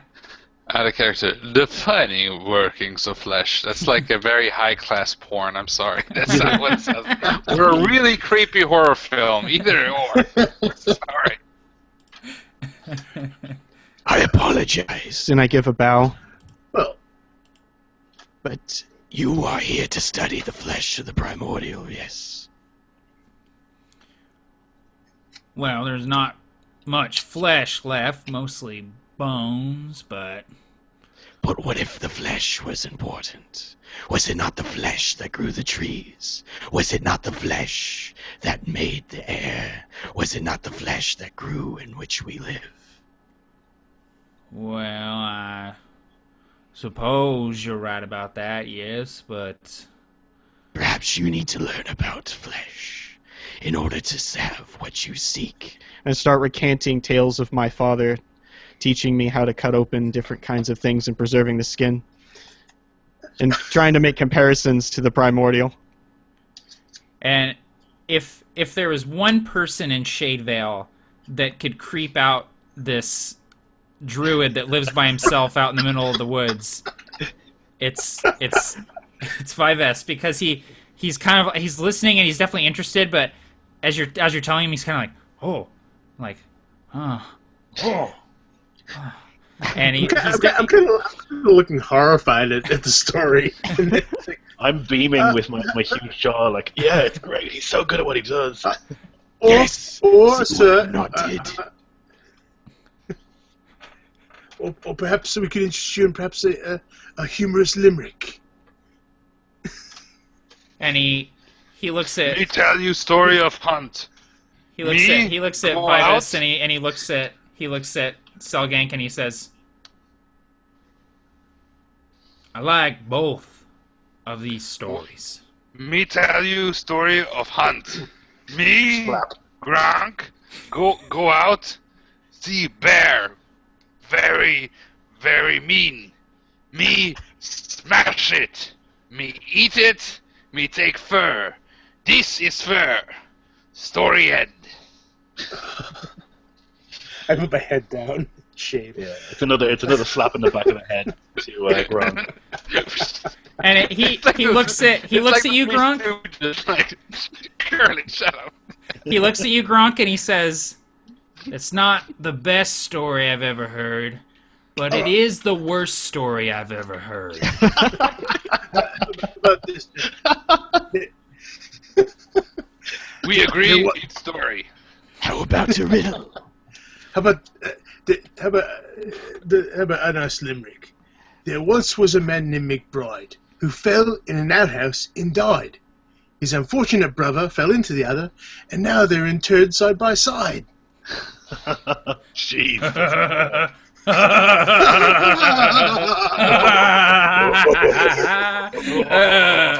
That's a good one, Selgang. All right. Y'all can come in and share a meal. Come on. And he's still laughing. He says, "Injured." Oh, it's been a while since I heard a joke. Come on. And he brings you in, and this hut is tiny. Even for one human, it's pretty small. So you hulking orcs are kind of like just kind of scrunched up shoulder to shoulder in here. It's definitely standing room only. And he's cooking some, it looks like he's got some good hunks of deer kind of on a spit. And he's kind of poking them as he comes in the room, and he says, "They're just about done." So, you got still good cheese? No, the last of my cheese was taken some time ago, I'm afraid. Oh, okay. And I look kind of like slightly embarrassed. But not much, just slightly. So, you what's got a group of orcs like you doing out here? We can't really tell you. It's a mission of utmost importance. A mission. He kind of beams remembering the word utmost, like he's learned it and he's remembered it. You got still beer? You know, that weird juice from hops. I don't know. I've got some wine that I've been making myself. It's got a better wine. kick. I don't know What elves drink? Well, I don't know. I haven't drinking wine yet. What's wine? Elves drink it. You wouldn't like it. Ugh. No. Don't put down the wine. It has its place, you know. Yeah. And What is it? What is it made of? He pours some of the wine in a wooden tankard, and it's just a deep blood red wine. I mean, it almost looks like blood as he pours it out, and he hands it to you, Selgank, and he says, "I only share wine with someone who's gonna appreciate it." We can appreciate. I don't like. He says, Civi. "The rest of you get water." Hey, me don't like civi, but beer good. If beer is like wine, then it's very fine. Aha! Me rhyme.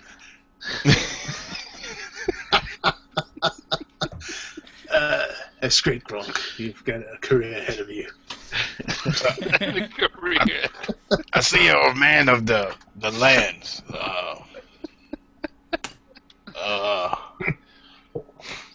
Be careful with the thunderwave spell. That's all I'm saying. Thunderwave. You was. Too soon. I had some friends once that I used me Thunderwave in the wine. vicinity of. I don't Whatever have many wine is. friends anymore. That's all I'll say about that. Who needs friends? Give me wine. I don't care. I'm curious now. He pours you a cup of wine and hands it to you. He's like, "Here, take it. Put something else in your mouth other than air." And I'm drinking. I'm drinking it. I'm like, different like beer. This is what elves drink. Nah. Elves don't Not drink just anything elves. like that. I'm good. I'm good for me. Taste a little bit like grape. If grape very bad, you know. But good. It tastes a little like it's been through a dwarf once or twice. Yeah, good, dwarf, yeah. Little people, right? Not the very little people. They're good food, but the little people, they can fight. I fought a couple of little people back in my day. They came with big axes, or big choppy thingies. Yeah, there's relaxed. Right. Yeah. What are the even littler people? They're like little jokes, and most of them. Ugh, good food. The little people I respect. Halflings, gnomes. Yeah, those, right. Ugh. The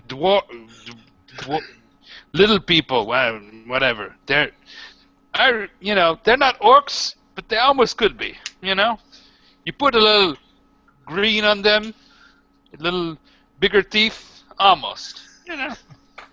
Gronk, shut it. He's talking like this after he's been drinking the wine. He's not used to alcohol, you know. The strongest alcohol you ever drink is beer, you know, and also that's very rarely. So for him, this wine is like he's getting very talkative. Cardon he pulls the meat off the spit, he cuts some big chunks off, and he passes it out to you guys. And he goes and he sits down, he kind of overturns a bucket and sits on it, and he's leaning forward and he says, "Y'all said you were on a mission?"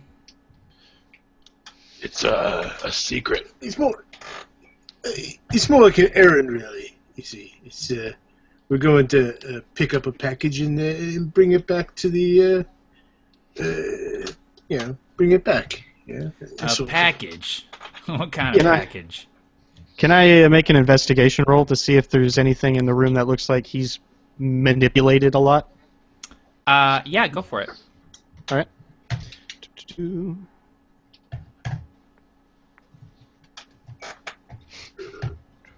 Plus investigation, so 17. You see that the room is kind of filled with stuff not necessarily from Shade Vale. It seems like this guy was maybe an adventurer at one point, and he's sort of settled down here in Shade Vale, and it looks as though he likes to collect things. There's lots of little bits and baubles. There's, bone fragments from different creatures here and there, and he actually has, you notice, 3 or 4 rats hanging by their tails. They look like they were slain recently, and they're kind of hanging by these hooks by their tails. And as someone who works in these sort of things, you know that it's fairly common for seers or augurs to use the entrails of certain animals to try and discern things about the world around them, and that's most likely what he's using these rats for, if not for food. Trying to change the Oh, go ahead. They look a little scraggly to be rats, but you don't notice anything in the room that he would be using to try and sway you guys or anything like that. Well, it was more like I wanted to see what he was putting the most attention and care to, which I'm guessing is the rats, because he needs it for his augury. Yeah, it seems like the rats are like the most organized thing. I grab one of the rats and start prying one of my sharp claws into it. How do you cut one of these? Oh, sorry. Terribly sorry. How do you cut one of these? I'm curious about these practices. Trying to change the conversation. He grabs the rat. He says, "These are mine. You don't touch another man's things without permission. Even orcs should know that." Me no. Me not very smart. He hangs the rat back up. And he kind of leans back, and you see his eyes flit to the staff in the corner of the room, and he looks back to you and he says, "You keep your hands to yourselves while you're here." I go to the druid and say, "Well, me not like humans, but for human, you're very much good, very orc-like." And I take one of my javelins, because I have 4 javelins, and I'm giving, it's like made out of like bone or something, and I'm like, "This for you." Oh. Thanks. That means a lot coming from you. Yeah. One must know, even a human, to not discredit a gift. Out of character, Mike Grunk has been quite affected by the wine at this point, so. but yeah. A human would know that. Refraining what he was previously stating. He looks at you, Vives, and he says, "Fair enough. I accept the gift. Thank you." I don't know what Pokemon has done with Rat, but he's kind of weird, even for Orc. I use the rats to see better. See? How do you see? If I put rat on eye, we don't see anything. It's a different sort of seeing. Yeah, I turn to Gronk. It's obviously taken internally. You see that he makes some sort of draft out of it and drinks it. You see, yeah. What? Words? Friend. Oh, you mean like magic? Well, yeah, Like yeah, something like that. Yeah. magic, and I point at Robert's character. Kind of just like look away a little. Like,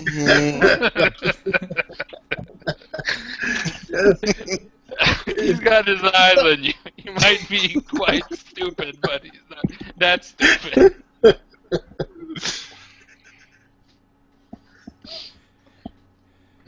So you magic seeing rats. Yeah, Can you that's tell right. us- Can you tell us what you've seen? Yeah, what do you see? I mean, I just see guts and blood. He says, "You want me to tell you what I see?" Please. Yeah. Okay. He reaches and he grabs one of the rats and he draws his dagger out and he cuts it from the tail to its throat. And the guts spill out onto the floor. Mouth waters. And he throws the skin aside. And as he's leaning over the guts, the firelight in the room kind of darkens. The shadows seem to be longer as the fire kind of dies down a little bit. And you're not sure if it's coincidence that the fire's dying down now, but it's sort of, you feel like the forest outside is quieter, the room is darker, almost like you're going somewhere else. And he looks at the guts and he's kind of fishing around in them, and he pulls up an entrail and he's looking at it. And he looks at you all and he says, "You're going to the Barrow." And I'm just looking at him like shocked. Which? Yo, wizard man, truly. I kind of lean back and say, "Look, it's not a big stretch. We come from there. We're going through here. You know." I look at Selgrak and I'm like, Selgank, and I'm like, yeah? Maybe you're right. And I look at the wine, the rest of the wine. This juice make me dizzy, but good. And I drink again. Let's suppose for a second that we are going to the Barrow. Would you have any advice? Any knowledge of that place? What lurks there? What we should look out for? You want to know what's in the Barrow? He starts fishing around in the guts more. Something old. Something real old. Something alone. Not many of them left. You orcs think it's ghosts or something. It's not. It's something else. The Barrow ain't haunted. It's somebody's house. Somebody's house? Yeah, someone's living there. Nonsense. It's spirits. Everybody knows it's spirits. Even human know it's, or not. Me confused. He picks up more of the entrails. He's kind of pulling them. He looks at one particular length. There's something else there too. Something. I feel it from here. It's something real powerful. Is it human? Is it pointy ear? No, Is it it's not man or small- elf. Not man, not elf. Not Small people? the Really weapon, you small dope. people? older. We're like these two just seriously like, shut up, Curly. Yeah, I kick him as well. He says, older than man, older than elf, older than orc, something else. Waiting. Older than pointy ear? Pointy ear, really old. Yeah. I fought elf who my great grandfather apparently fought. That old. He gathers up an armload of guts and throws him into the fire, and the room is filled with the smell of burning guts as the fire roars up from the fat and the grease that he threw on the fire. And I ask him, "Can I eat?" No. Looks good. No. Please. Gronk! Quiet! Show respect! Fine. I hand him a cloth from my armor that I keep on, and you could tell it has juices that were previously on it. Wipe some of the black stuff off. It must cover your hands. What? Looking at the old man. Black stuff. Not you! Oh. He takes it, wipes his hands off. Me smash you! If you want more time, hit me! And I take out my club. Take the rag back, smells it. The character, I love the sound. It has to be always the sound. I'm really disappointed. So, anyway. Well, your help has been very, very, helpful, yeah. Uh-huh. You Orcs always had a way with words. That's the truth. You mind if we, take a sleep here? Well, ain't much room to sleep in here, but you're welcome to camp out outside. No, I like anyway camping out outside. Too roomy. Too little room. And I go out. When the Orcs rule this whole Vale, we'll remember this kindness. I'm sure you will. And you hear you hear Grunk snoring already. And he kind of looks out the door at where Gronk has sort of passed out, and he looks back at you all and he says, "Whatever is in the barrow, it's been there a long time. I'd say you tread carefully."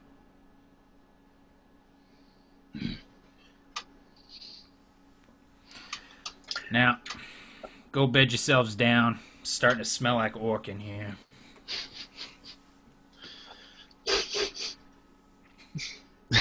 He goes, "Oh wait, that might be me." Yeah, so I'll nod and turn and walk out. Kind of keeping the tankard. Yeah, he lets you take your whatever deer meat you have left, and if you had a drink, he lets you take it out. And there's enough space outside where you could easily just kind of bed down out there, and you'd still be within the firelight from the hut. Are you guys wanting to set up a watch for the night, or are you just all going to pass out? No, I'm gonna pass out.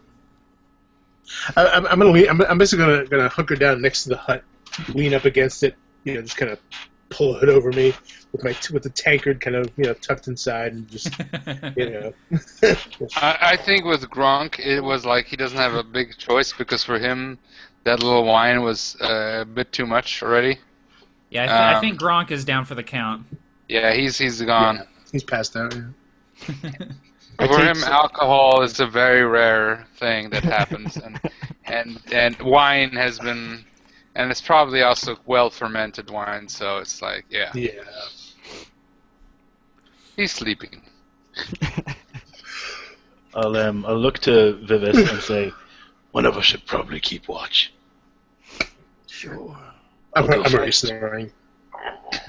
Take some of the herbs I was given earlier, the medicinal herbs that Kronk gave me, and I hand them over to the hermit. Put this in the fire to make it smell better. Thanks. Not a problem. I go out into the brief air, and I expend my spell slot, and I open my arms wide, smell the air. Breathing in, trying to see if there's any pheromones of the elves or humans within a 6-mile radius. Feeling the forest around me. You definitely smell the pungent odor of Cardon in his hut behind you, but you don't smell any elves. Or any other humans. So, And no other humans. knowing that I'll be in the state for a while, I sit down and just think about their smell and the different body parts and where each one goes, both in an elf and in a human, comparing the two to each other. Going over it in my mind as the night continues until I slowly fall into a lulled sleep in a meditative position. You're like some kind of slasher dude, like, I'm gonna cut him like that or whatever. Like Hannibal All right. Lecter. Yeah. The orc. So Vivis, you're taking first watch then? Okay, cool. You can, let's see, since you're probably not going to get, people who are taking watches aren't going to get a full 8-hour rest. But we can say that you can use roll your hit die, since you're technically taking multiple short rests by just kind of sitting there. So you can use your hit die to regain hit points, but you don't get your maximum just flat out. That's fine. Cool. What's the short rest recuperation for spell slot use for rangers? I don't think rangers get spells back with short rests. I think only wizards do. Yeah. I think wizards can get 2 spell slots back with a short rest. That's At most, I think. No, So let's just after- get more, but yeah. But I don't know with rangers. I haven't played Oh. ranger yet. Dang, I'm gonna have to spend 2. Yeah, I'm gonna need a long rest to get on my back. 5. Yeah, I took a short rest. It's a long rest for Rangers. So next time you're shorted, you kill us all. That's right. And then I can heal you, after I kill you, I'll bring you back. That's the worst part. You're like, I'm gonna always kill you, and then I'm gonna heal you. I took. It's like torture, basically. I'll take short rests throughout the night, going interchangeably between my meditative state and an actual watch. Yeah, you got it. Okay, so we are going to take a quick break. I think we're going to go for about another hour. Is that cool with everybody? Fine. Yeah. Awesome. That's cool with me. Alrighty, so we'll take like a 2-3 minute break and then come back and continue the session. Sure. All right. Awesome. Alrighty. That's good. Yep. Smoke and get 'em.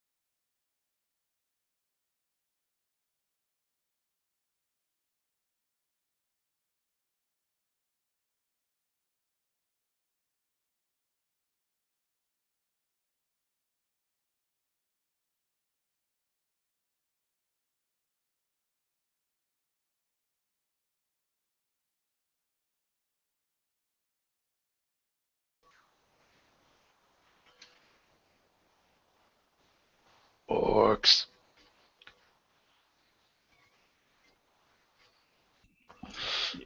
Yeah. Dude, I can imagine just a bunch of bumbling idiots walking around trying to talk to people. Just It's like even the smart ones, or the smart one, which is Vivis. Just gets Yeah, talked I over all the time. intentionally made the dumb one because I know we're all gonna be kind of like somewhat mentally challenged, I guess. Vivis has an 18 intelligence. Right. See, my guy's like a soldier, so I figure he likes discipline and respect. So I keep slapping you. I'm like, show respect. Yep. All I can see is the fucking like Three Stooges, you know. And I'm Curly, like, shut up, Curly.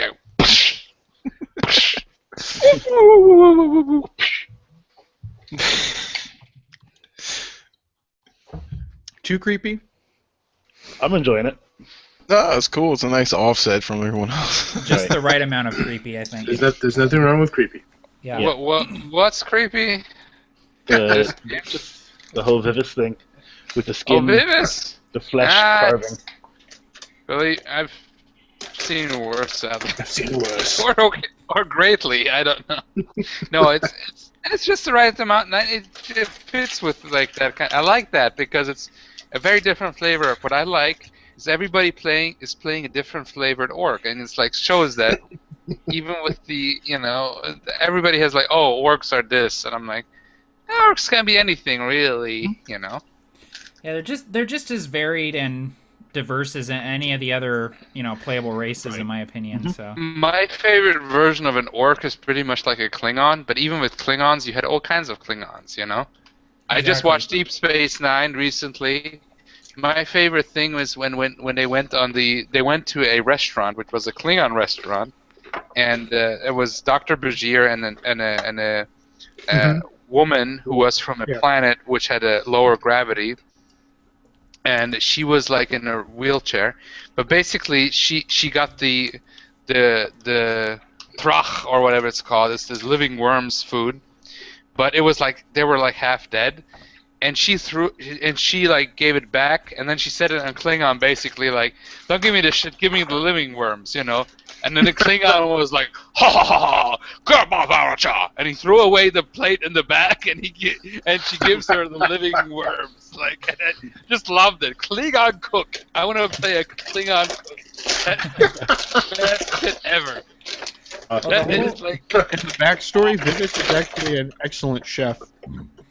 like I think imagine people that. like often paint like orcs and goblins as just like cowardly dopes 100% of the time, and like that's not true. Obviously, you know, there's some of them are intelligent, some of them they all have different crafts and stuff, so it's easy I like to paint them all as like just generic bad guys. yeah, I like to see them as Klingons, unless if I would run like a Middle Earth thing, then I would do them a little differently. But if I'm just doing them in my way, then I like to do them as basically fantasy Klingons, more or less. You know? I like I'm kind of running this as a way to sort of get a feel for the orcs in my campaign world, if that makes sense, because I haven't done a lot of thinking about them, and so this is kind of giving me a lot of good ideas, and I love the idea of like the grafting animal parts onto themselves, like Brokejaw and Vivis have. I think that's kind of a neat thing, and it's sort of in keeping with the orcs living in the forest. Yeah. Giving them kind of like a primal, connection to nature and predators and stuff like that. So I think I might kind of work with that and do a little something with that with the orcs. I think that would be cool. Neanderthal amputees. Yeah. my Gronk, Gronk has also just literally just a. I mean, I did give him the basic backpack, so he does have things, but I did remove some things that didn't make sense to me. Just have things like hunting trap, bear fur, bedroll. Bedroll could be just a separate fur. Tinderbox could be 2 stones. 10 torches is just a bunch of sticks. Water skin is another just leather, and 50 feet hempen rope. Well, that could be just some kind of even a vine rope or something. I would imagine it would be more of a vine rope. I just left it in because it's the basic pack, And you always can use a 50 feet rope. That's like the basic D&D pack for a reason. Oh yeah. You can always use a 50 feet rope. And people saying, "Oh, you need a 50 feet rope," you know. Really, the question is not that you don't need the 50 feet rope. The question is that you didn't get the grappling hook. Yep. Because, yeah, there's going to be times, oh, I have a rope, but I don't have the grappling hook. Well, you could have gotten it. It's not even expensive. Okay. Even in a primitive world, it could be like just a bunch of bones, basically. Yeah, or like I've used, in a pinch, I've like lashed a dagger or a short sword like to the end of a rope to at least give it some weight to try and get it up and hook onto something, you know. Yeah. Okay, so we're gonna go ahead and continue here because I'd like to try and wrap up here in about an hour.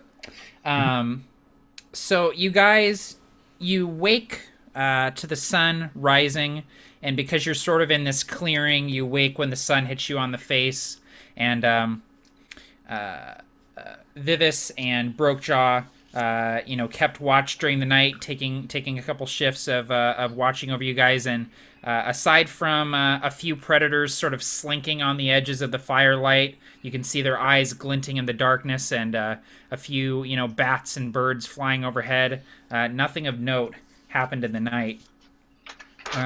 So you all sort of wake at the same time, and Gronk, you wake up and your head feels kind of foggy. You got a bit of a headache. You feel like you maybe slept on a rock or something. You just feel kind of hungover, man. You think maybe you drank a little too much wine last night. I felt that once, maybe a little bit with beer, but nothing as bad because wine is stronger. So, but I'm like, never again. Grape juice, whatever. I look at the others. Question. I know I don't want to just really quick. Can I find any coffee beans to get us like more awake, or like poppy seeds or something? No, poppy seeds make you sleep. No, coffee beans. The best thing for an orc to wake up is cold water in the face and killing something. You see, I'm thinking too civilized again. That's my problem here. I'm thinking way too civilized. So you're like, I need to find a stream, put my face in the stream, and then I need to go kill something. You are right. I don't know why I'm thinking so civilized. I put my head in the nearest water thing. Anyway. If you did find coffee beans, you'd just kind of just like eat them, just because you have no idea how to make coffee. No. But or some kind of thing that makes you a little bit awake. I don't know. Anyway. Yeah, you're definitely thinking. I get some cold water, put my face in there, I feel a lot better. That's what I'm trying to do. Brokejaw is I'm gonna make a couple. He's incapable of chewing with his jaw, so he kind of eats like a crocodile. He just puts it in and then just down the gullet. Down the gullet. Yeah. That's awesome. He's had to adapt since he can't chew. So, the old druid Cardon, he comes out of his hut, kind of bleary-eyed. He's rubbing his eyes, and he looks at you all and he says, "You still planning on heading to the Barrow?" Yeah. I nod vigorously. Like, me smash things. Not a morning person. Well, I wish y'all luck. I really do. I'm saying, you good for human. Maybe human not so bad. Pointy are still bad. And very little people still bad. But human is like a pink orc almost. Almost. He says, "I don't much like humans either. That's why I'm out here." Good. All right. And I'm like, and I say this to him. Me be nice. Me must win. Me was mean. Me took cheese from you. And I'm like, and I give him another one of the javelins. I don't even feel the hit anymore. Yeah. I have such a thick skull. I give him my other one of my javelins. I'm like, this is for cheese. And I'm like, he takes the javelin and he nods to you and he says, "I know. I saw it in the entrails last night."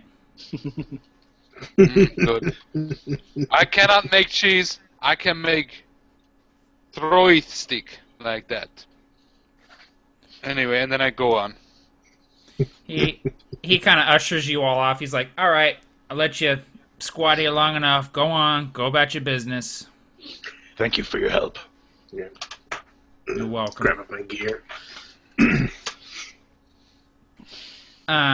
So you guys head on. Going a normal pace, I'm assuming. Oh, I'm gonna try to rush a little bit because I'm Okay. kind of excited. Yeah, the big And base. because you kind of bypassed the road entirely because you went up to Cardon's hut and now you're going from Yeah. Cardon's hut down to the Barrow, so you actually you didn't need to cross over the Oakfall Road at all. Yeah. So Gronk, go ahead and give me your survival roll for trying to lead the people. Okay. I'm gonna try my green D20. Ooh, 14 plus 3. That's a 17. Sweet. Awesome. Yes. So you guys make excellent time. You trudge through the forest. You find a nice sort of deer path through the woods, and you manage to avoid some razor vines stretched across the path. As Selgank says, "Oh, hold up, razor vine," and leads you all around it. Yep. And you all, for the first time since the journey started, Gronk actually leads you in a nice, straight manner directly to the location you're supposed to be going. There's not a single time when he stops and goes, "Oh, wait, gotta turn around." He takes you right there, and you see before you, as you break through the trees, this little hilltop. This perfectly spherical hilltop sort of rising up out of the ground, and there's actually trees growing on top of it and plants growing on top of it. And there's a small dark opening on the front of this hill, and you know this to be Grimbach Barrow. And there's a strange kind of hollow wind ushering out of the opening of this place, and a musty smell accompanying it. Well, I take out my club, and I'm definitely more unnerved because even I, as a very uncivilized wild orc, know not to go there. I raise my hand as if to slap Gronk, but I just pat him on the back and say, "Good job, you got us here." Yes. Yeah, and you all have kind of grown up hearing stories about Grimbach Barrow and how if you didn't behave yourself, they were gonna come and take you to Grimbach Barrow, and you're gonna live with the ghosts there. So this is definitely kind of surreal. It's almost like coming back to the haunted house from your street when you were a kid that you were never supposed to go to, and now you're an adult and you're going back to it, and it's sitting there in front of you, kind of ushering you forward, and it's just kind of pitch black inside the opening. I take one of my torches and I light it. You got it. I'm me not want to go in there, but we need to do quest, right? Right, quest, okay. And Gronk. get weapon. Let's We go. can see in the dark, Gronk. Before you go in, Gronk, Oh, yes, like of course. We can dark this way. We can see in the dark. Well, and I look at the torch. Well, fire hurts. So, and I throw the torch and I throw the torch into the opening because I literally forgot orcs have night vision. You get. And I'm like, yep, I deserve that one. Leave it to an orc to forget that they have infravision. That's Leave it to a fucking idiot orc. So much for sneaking. So you throwing the torch in, you see that it's kind of a short path that leads down further into the hilltop, and it sort of branches off into a bunch of little alcoves and hallways within. Right, Gronk. After you, sir. Well, I'll go forward. I'm a little bit nervous, but not too much, because as long as I can smash, I'm happy. So I go forward with my great club in my hand, and I'll just move forward and see what happens. I'll turn to Vivis and say, "Friend Vivis, stay behind me." You don't have to tell me. Brings out a longbow and starts drawing it slowly. Yeah, I'm tucked in right behind Gronk again, kind of using him as cover. Okay, Meat cool. shield, yes, we know. And where are you at, Snagrunt? Yep, I'm bringing up the rear. You're bringing up the rear. Okay, Oh cool. no. What could I go wrong? want to know. What could go wrong? Did you restore your mud supplies? Oh yeah. Over the night? Did you cover yourself again, or is it like are you just sheening in the beautiful sun Yeah. with your beautiful orc skin as you're about to go into this cave? Yeah. No, I didn't have time to do the mud. Oh, there's an enemy. I'm going to do a thunderclap and basically do a TPK through all my group, but so I can hit that guy. I'll just brief eye contact with Snagrunt and say, "Watch it with that magic." And I just look at him and I just stood like. So I'm gonna pull up my my battle axe and kind of just sit it on my shoulder, just to show like, yeah, I got other things. And I like nod and nod approvingly. Good. So Yeah. Grunk doesn't really trust magic at this point. So. I wouldn't either, man. Yeah, really. I guess I'm gonna have my javelins kind of like positioned on my back so that I can just reach them, and then I'll just have my my scimitar and buckler and tuck in behind Gronk. Cool. So you guys armed and ready for what you think is going to be a fight. Alex, Yeah. do you want I have 2 javelins left. Do you want them? Still as extra ammo? Sure. Why not? Okay. I'm gonna give you because I'm gonna go in close combat. I look at Salgank and I'm saying, you go with javelin with throwing stick, Not so bad. Yeah, I'm pretty and good. I'm like, good. I made those. I'm not very good. You take them. I'm good with smashing. Yeah, I'll take it. Kind of look on the shaft. Give him a quick twirl, and Yeah. nice, and Yeah. stick him with the others. It's like a bone wood combination. That's okay. But Nice balance. yeah. Kills shit with it. Good. Then I go continue. So you all enter Grimbach Barrow, and you see that at one point it was a burial mound. You're not sure for what culture. It appears maybe the bones that are left here maybe are human. They seem about the right size, but they might also be elf. Whatever it is, it's old. It's thousands of years old, and at one point it may not have even been in the forest, but because the forest has continued to expand and take over more and more of the land, it may have overtaken this mound at one point. But all of these alcoves, this place has been looted and ransacked long before you've arrived, so there's just fragments of bone and fabric and bits of stone here and there and rusted bits of metal, nothing really of worth catching your eye. And the strange wind is still kind of blowing through this place, and you see that the roots of the trees that are growing on top of the barrow have broken through the ceiling, and they're kind of hanging down, and a few times one of the roots will kind of brush up against your ear, and you'll kind of start as you anticipate an enemy beside you, but then you see it's just the root of a tree. And as you're moving through the alcoves of the barrow, a voice comes to you, and it almost sounds like it's on the wind, because it kind of echoes from everywhere. It comes from everywhere, and it says, "Why have you come?" I'll poke Grunk myself right away in is my like, eye. "Oh, evil spirit! And I start swinging at the air. Evil spirit! We smash evil spirit! Easy, Gronk. Easy.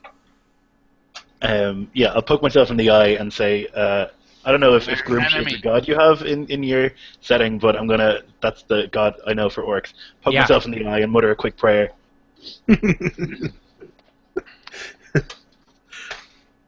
I just feel like me your enemy, me not see him. Me must be eat must be spirit. Cheating Something like that. bastard. I'll put a hand on Gronk's shoulder. Calmly, Gronk. Quiet. No shout. The voice comes to you again, and it seems more fervent now and more a little angry. It says, "Why have you come?" To smash you! I say kind of nervously, angrily. Like, I don't get enemies that I cannot smash, you know, if they're some kind of, like, ethereal demons and shit. I don't get that shit. Which is his way of saying we've come to pay our respects to the dead, you see.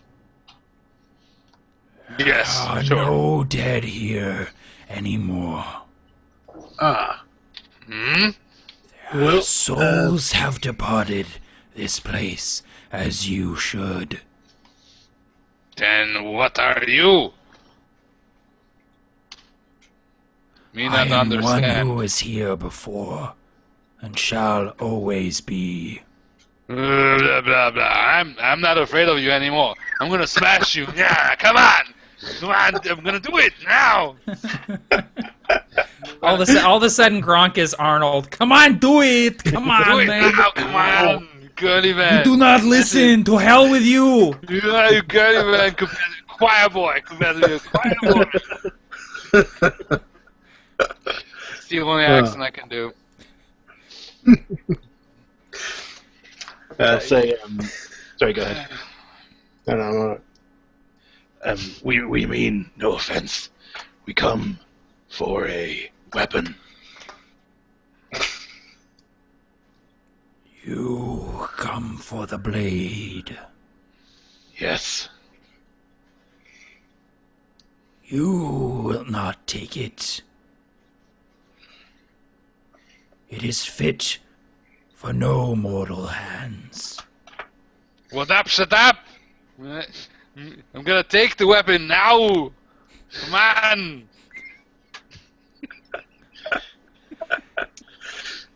And I'm just like running forward like a maniac. at the end of this alcove that you're standing in, you see two green glowing orbs appear, and they narrow as they see you.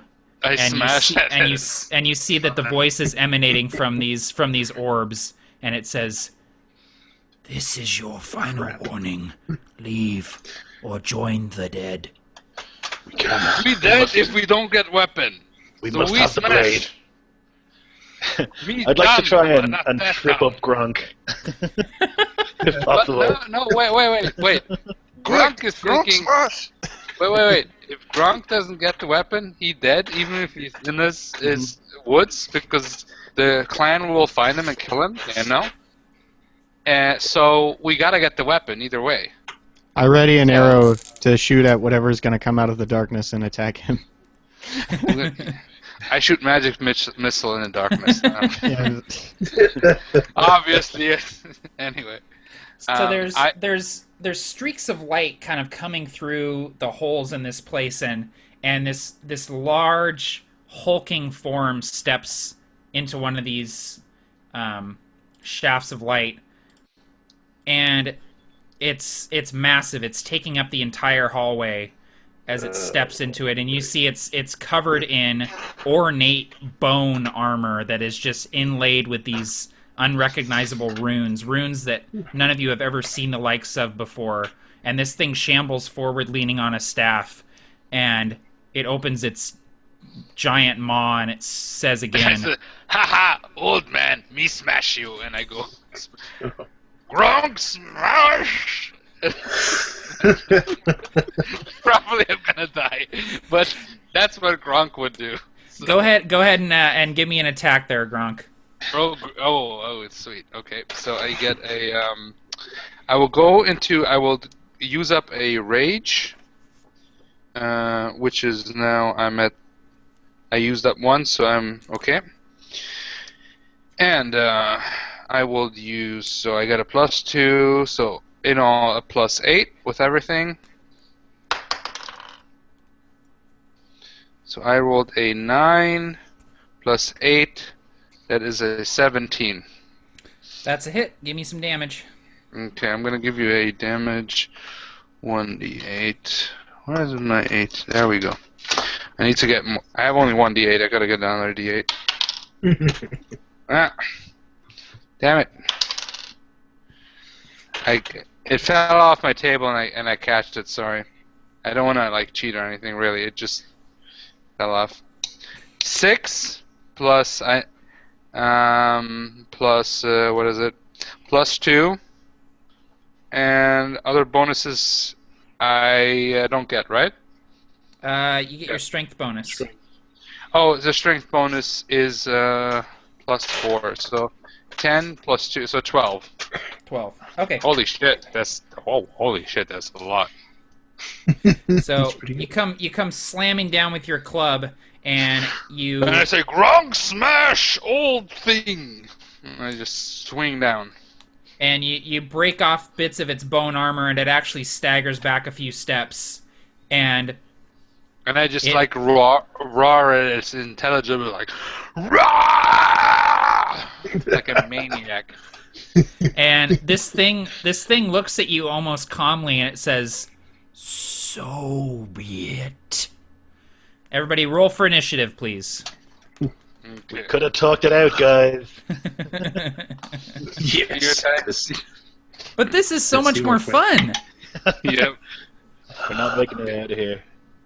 Okay, 18 for me. I'll go with a 2. I'll go with a 7.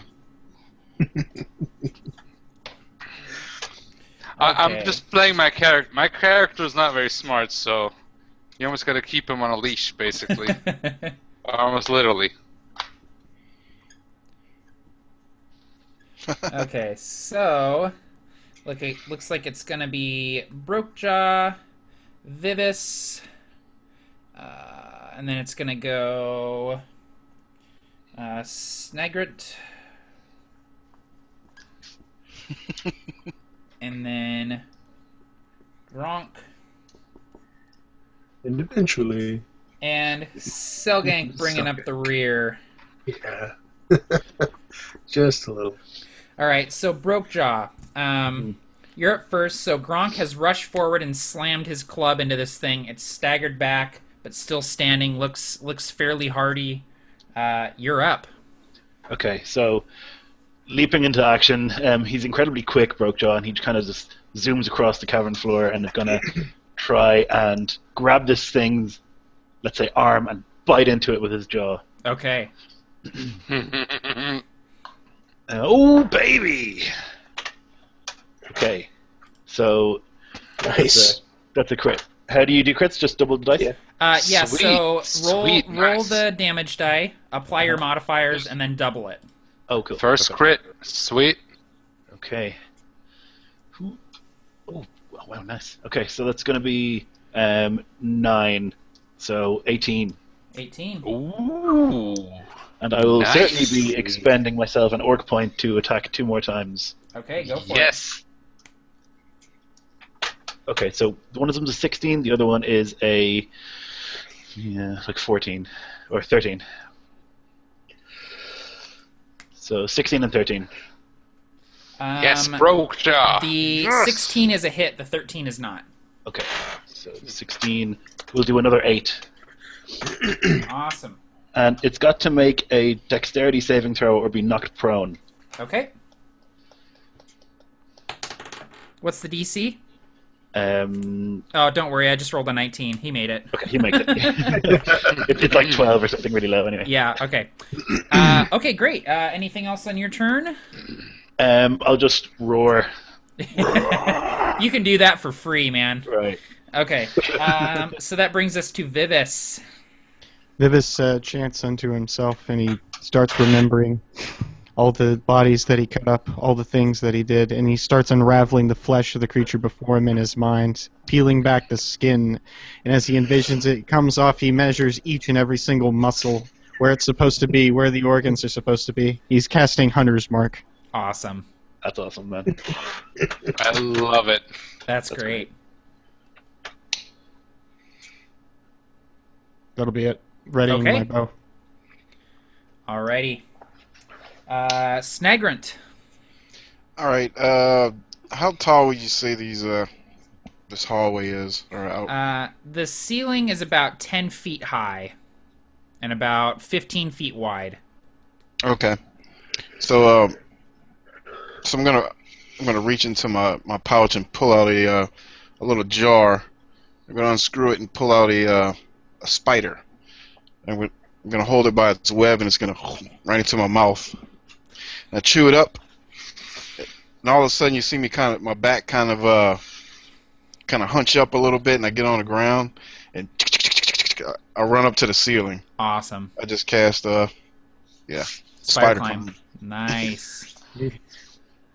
Very cool. Spider up, a friendly neighborhood spider up. Doing that, it's hilarious. That's it. Spider orc, spider orc, spider orc. That's All right. Well, that's So you're up on the ceiling now, Snagrant. Yep. All right, cool. All right, Gronk, you're up. Okay, I smash, obviously. Obviously. No question asked. And I have advantage since I'm still in rage. Yeah, if you use reckless action, then you get advantage. Yeah. I use a reckless action. I always use so. And he's got an advantage if he attacks me. Right. Yeah. If I use yeah, okay. Just saying. That's the disadvantage of this. Yeah. Yeah. Okay, I rolled a 4 and a 13. I'm obviously going to go with the 13, and it's going to go with a plus 6. Well, no, wait. All in all, Oh, okay. Yeah, it should be plus 6. It's your strength plus your proficiency. Yes. My strength is 4, proficiency 2. So yeah. No. Okay, then we're right. Okay, so it's a 19. That's a hit. Okay, so let me roll 1d8. Ooh, 8. 8 plus my strength bonus of 4, which is a 12, plus another 2, which makes it a 14. Okay. Okay, this tell me when I role play. Okay, my attack.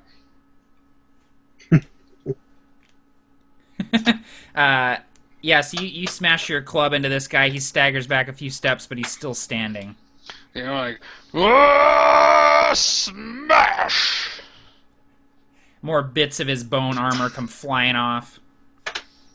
And I say, "Me smash you until nothing can be smashed."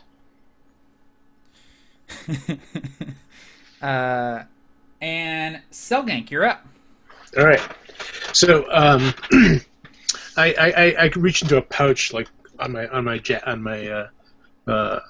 vest, and I pull out this this little bit of resin, and I put it between my hands and I crack it, and kind of sprinkle it over my head, and as it kind of falls, the air seems to kind of waver around me, and kind of this kind of shimmering goes down. I just become completely and utterly transparent, invisible. Awesome. Nice. That was pretty cool. I like that. That's how magic should be. It should be like a fucking event. No, it should Exactly. be. Because Yeah, in the yeah. dark, like in the Dark Eye, in the German RPG, every spell has a very specific incantation and a ritual, a technique. Yeah. You know, and that makes magic a little bit more special. You know, it's not just like I do this. Right. Yeah. I love coming up with I do this. It's a spell fucking descriptions ritual. like that. And I like if they're a little bit different because you got like. I like when different- everyone's unique. Yeah. Yes, you can do the same effect with different schools of magic, you know. Yeah. But Yeah. it's still the same effect, but you do it differently, you know. Exactly. Yeah, I mean, magic is exceptional. It's not every day, so it should be a big deal. It should be Yeah. special, you know. I mean, you are doing something supernatural. I mean, you know, it doesn't matter if it's clerical magic or arcane magic or druidic magic. It Or just is tax- gonna look or different. taxidermy magic where you're peeling back the skin of your foe in your mind. That's your kind of magic. I just said It's- fucking. It's called role playing, kids. Yeah, that's the fun part of it. That's the great. That's what I like about it. It's, you know, with video games, every time you do a spell, it's the same thing. But a role-playing game, let's have some fun. Let's do a little bit of creativity there. So, this creature before you, it steps back a few steps, gathering its strength, and it speaks some strange words. It says, "Will Chinla," and it brings out this stone, and it crushes the stone in its hand, and as it does so, the stone liquefies and starts spreading over its skin, hardening over it, giving it sort of this gray, stony appearance beneath its bone armor. And that brings us back around to Brokejaw. Okay. Seeing its skin go stony, he's gonna think, well, my jaw's already broken, and try and bite it again. Okay. 86 is 14. I think that misses. 14 does miss, yes. Okay. I will once again use my second Wasayaka point to do 2 attacks. Okay. And miss both times. So it looks like the stone has become too hard for him to penetrate with his fists in his mouth. Yeah, bits of stone are flying off as you pummel this thing, but he's not even budging an inch. Yeah. He roars out in frustration, not understanding. All right, Vivis. Breathe heavily. Release an arrow. So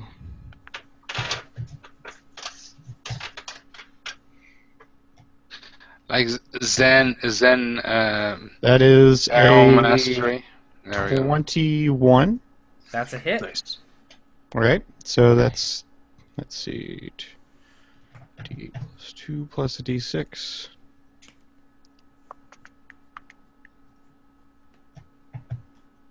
So that's plus 2. So that is 12 damage. Okay. Your arrow actually manages to penetrate this thing's stony skin, embedding itself in its flesh. Snagrant. All right. Well, I'm up on the ceiling. I'm gonna get a little closer to him, and I'm gonna point at him. Say, "Hold on, I got hold on."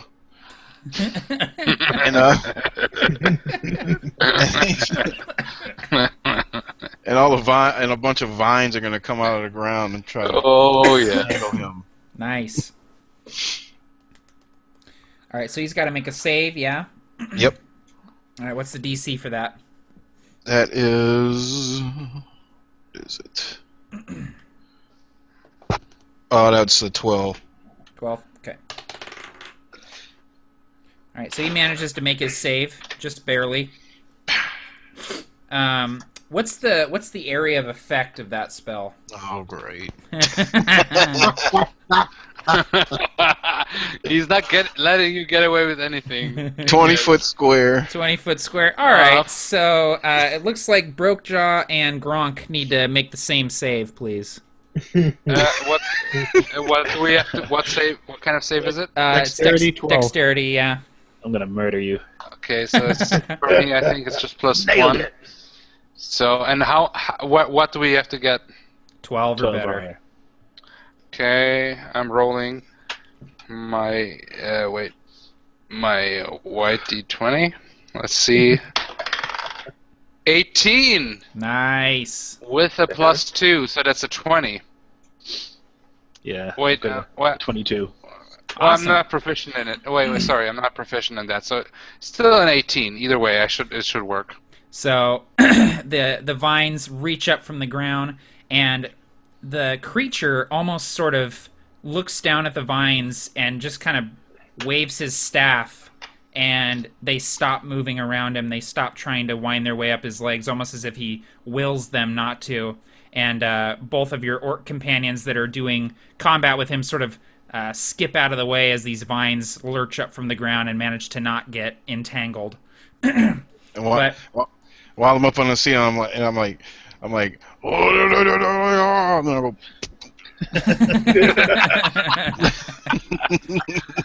Now, how long does Very that nice. does that spell last for, the entangle spell?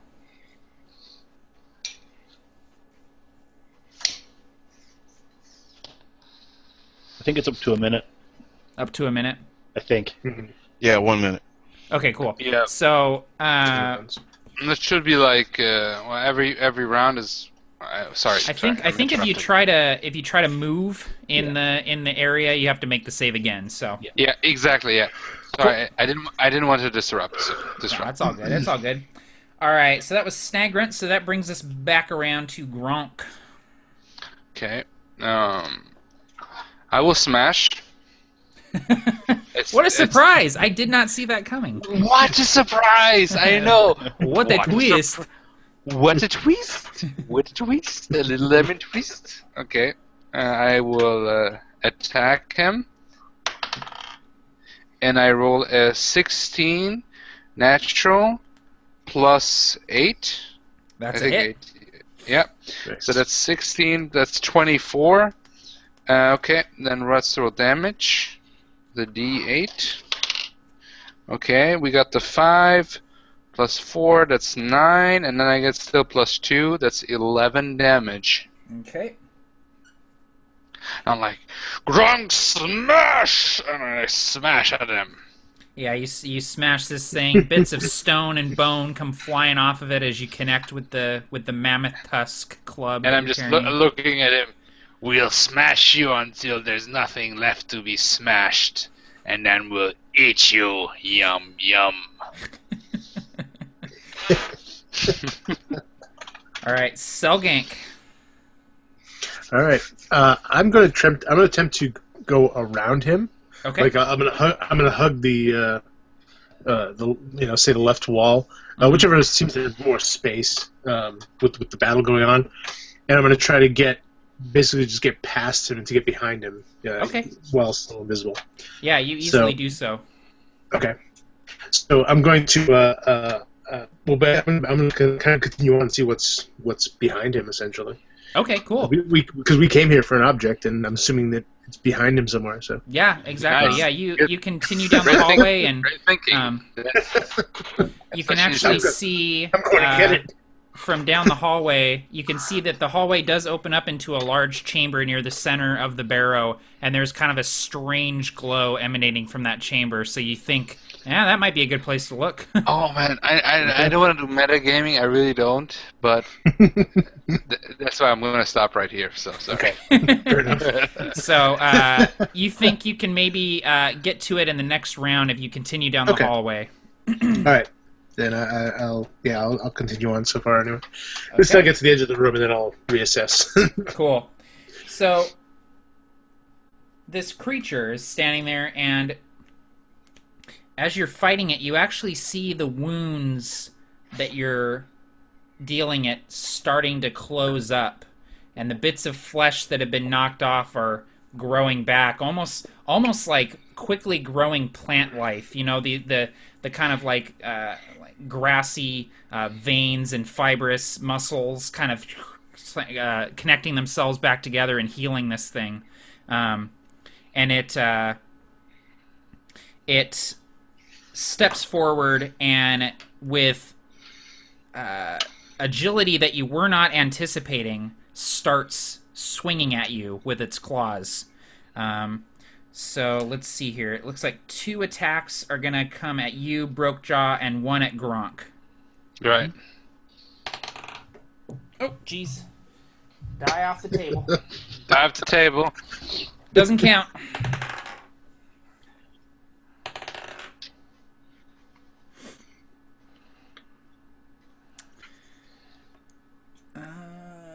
Okay. All right, one attack each. So, Brokejaw, this thing rears back with its giant maw. You know, you've bitten him a couple times. He responds in kind and locks his jaw on your arm and tears a strip of flesh off, dealing 7 piercing damage with its large dagger-like teeth. And then it swipes sideways at you, Gronk, and deals 11 slashing damage in a just gashing your chest open with its curving claws. Yeah, I went from 21 to 10. You'll take half It's if you're got kind raging. of these the bone armor that it has on. The bones are kind of extending past its fingers, so it has these bone-like claws as it's like Doomsday from Superman. He's yeah, got exactly. It's Yeah. like this vicious bone protrusions and claws and shit. Yeah, exactly. Oh, yeah, and Chepe just pointed out you are raging, so you have resistance to that damage, so only take half. Oh, sweet. Thanks for remembering, Chepe. Thank you, Chepe. Chepe, you're awesome. As the flesh is ripped from my arm, I howl in pain, and I think, this is great. More flesh grafting from Vivis. Ooh, what am I going to put there? Yeah. It's like you're like a magical cyborg, basically. Right, yeah. Essentially, yeah. Animal bones instead of cyborg stuff. Oh, great! It's rifts all over again. Or And Shadowrun, whatever. so, Brokejaw, you're up now. Okay. So, howling in pain from the gash in my arm, actually the missing flesh in my arm, I'm going to do the same thing that I always do and try and bite down on him first of all. With my big old jaw. Do That's it probably to gonna it. hit. Out of character, just really quick, I got 11 damage, so do I get now 6 or 5 damage? Do I round You up or always round down. Okay, Yeah, so so it's 5. 5 damage. Yeah. Okay, okay. You're welcome. Just asking, just to be clear. Okay, so I got 17 plus 6, so I guess that's a hit. Oh, yeah, definitely. So it's going to be 8 points, and then I'm going to spend my last key point to do another 2 unarmed attacks. So punching it, headbutting it. And they're going to miss now. Okay. So I bite in with my animal jaw, and you see like a hairline fracture appear in the bottom part of the jaw, where it's barely able to pierce the stone. And then I try futilely to headbutt it and punch it, but it's not getting through. And Vivis is just standing there. Don't damage the merchandise. My work. I'm going to need another one of these. Hey, maybe if you kill this thing, you can use its jaw. I was going to say, get his jaw. Yeah. Yeah. Awesome. Okay, anything else, Brokejaw? No, that's it. All right, Vivis, you're up. Hold on. I aim the point of the arrow straight for its flesh, and I aim directly for its heart, where I can, as if I'm feeling where it would pulsate, because Hunter's Yeah. Mark is still on it. Peeling back the skin, peeling back the armor in my mind. Do-do-do.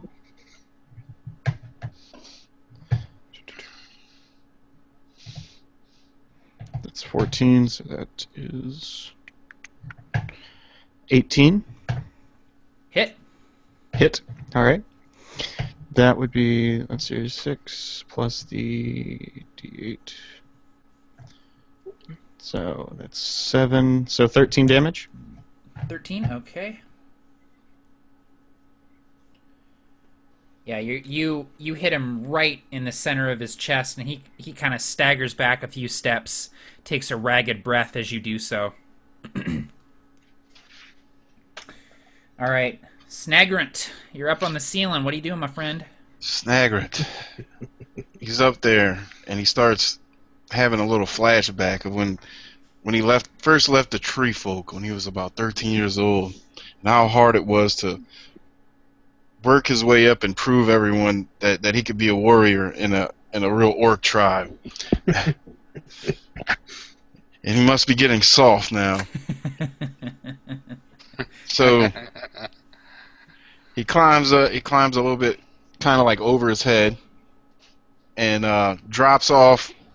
And since we're doing a bunch of 80s references tonight, he's gonna do the Voltron and And out comes a flaming sword. I form the head.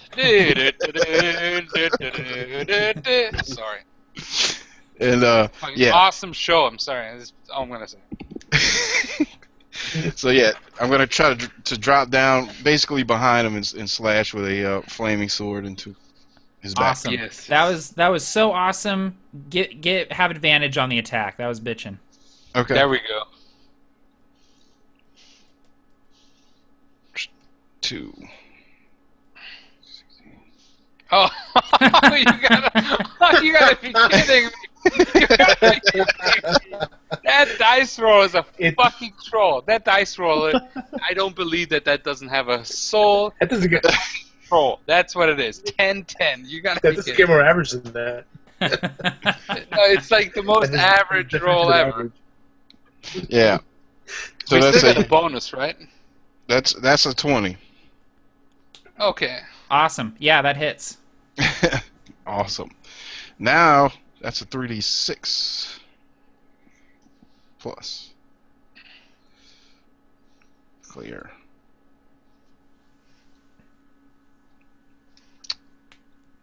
Plus 4s. 15. 15. Awesome. All right, so so you hit this thing with a flaming weapon.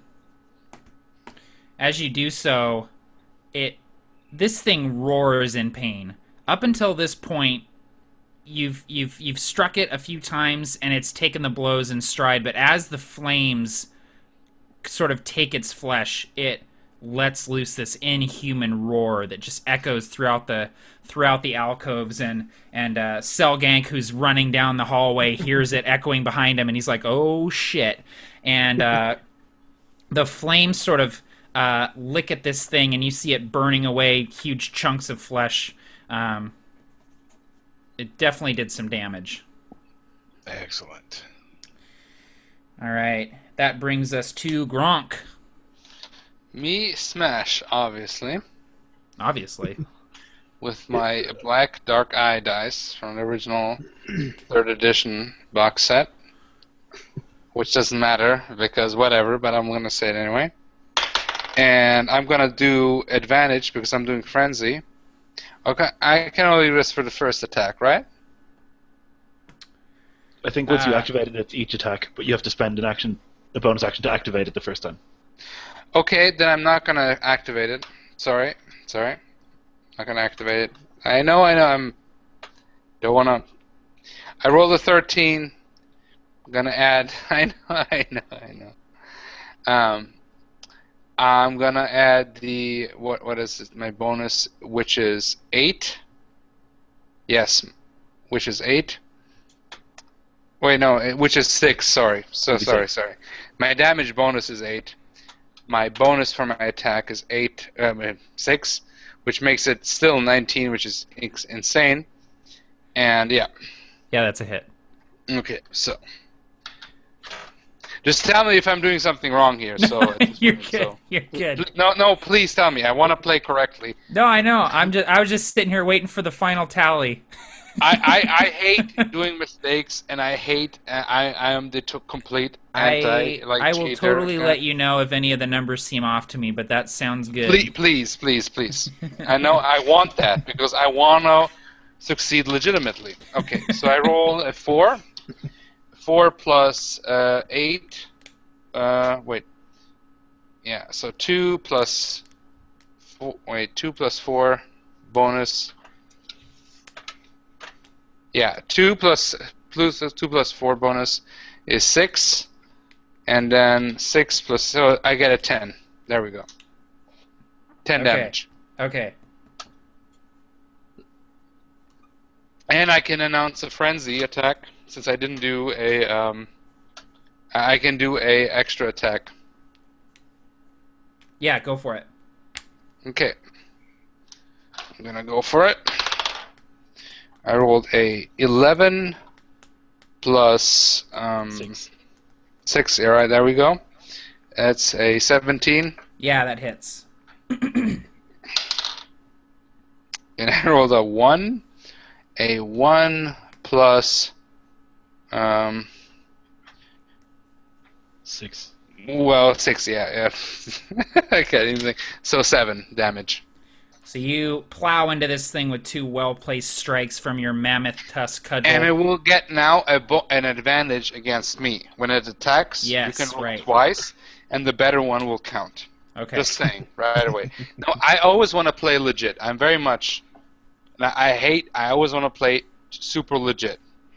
I make mistakes sometimes, sure, but I always want to play legit. Always. You will die legitimately, I promise. No, I hope so.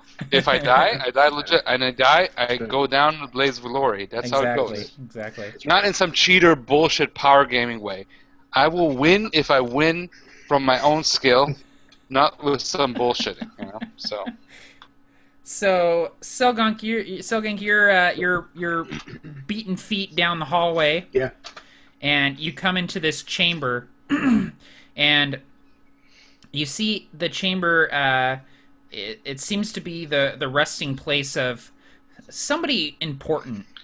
There's a stone coffin in the center of the room that is kind of covered in vines, and the glow is emanating from that coffin. The top has been broken open long ago.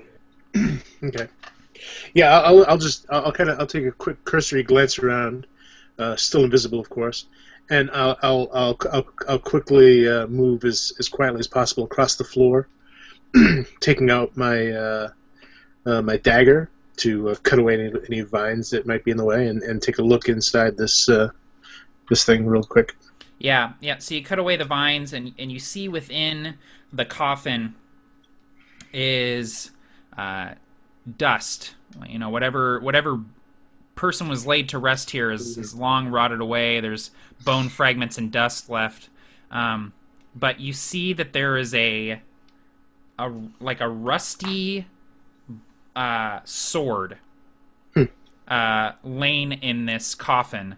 The hilt, though, appears to be in perfect condition, and there's a strange kind of greenish glow emanating from the gemstone in its pommel. Okay. Well, I'll get a little piece of leather rag out from my my pouch, and I'm gonna pick it up with that. Yeah, you got it, and it sort of looks like this, but the blade was kind of rusted and useless. Yeah. Okay. So you pick it up with a bit of cloth. You have it. It's quite heavy, but you've got the strength of an orc, so you're able to carry it easily. And that'll be your turn for this turn, and then you can start running back on your next turn. Yeah, exactly. Awesome. And when you do pick it up, you kind of feel, even through the cloth, you kind of feel a surge of almost like static electricity through your arm, almost like you picked up something that was a little staticky. All right, coming back around, it's this thing's turn. I'm really happy that I haven't said what it is, although you guys probably know what it is. But I made it through this entire combat, even though the thing's open in front of me. I haven't said it. It's a knoll, right? It's a knoll, right? The goblin. Yes. Without telling us that it's a... Oh, wait. It's a Tarrasque. Yeah, you guys guessed it. So unlike last time, its wounds aren't closing up, and the fire is still kind of licking at its flesh, where Snagrant stabbed it with the flaming weapon. But it's still fighting, and it says almost out of desperation, it says, "You must leave. The blade is not meant for your hands." And I'm like saying, "Shut up, Smash! Come at me, you little nothing! Me smash you! Me stick your blade there where the sun don't shine." All right, so it rears back, unhinges this maw, and bites down on your shoulder, Gronk, dealing 10 piercing damage. Holy shit! I am at 16.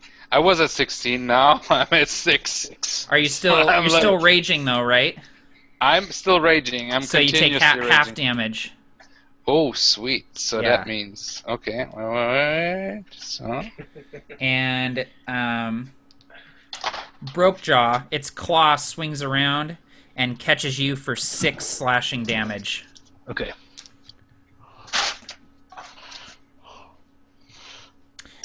All right, Brokejaw, it is your turn. Okay, Brookjaw's feeling pretty rough, but he's not one to run away, so he's going to continue his foolish attempt to bite this thing. remember, he has advantage against me. So- Yep. Oh, I know. Yeah. Just saying.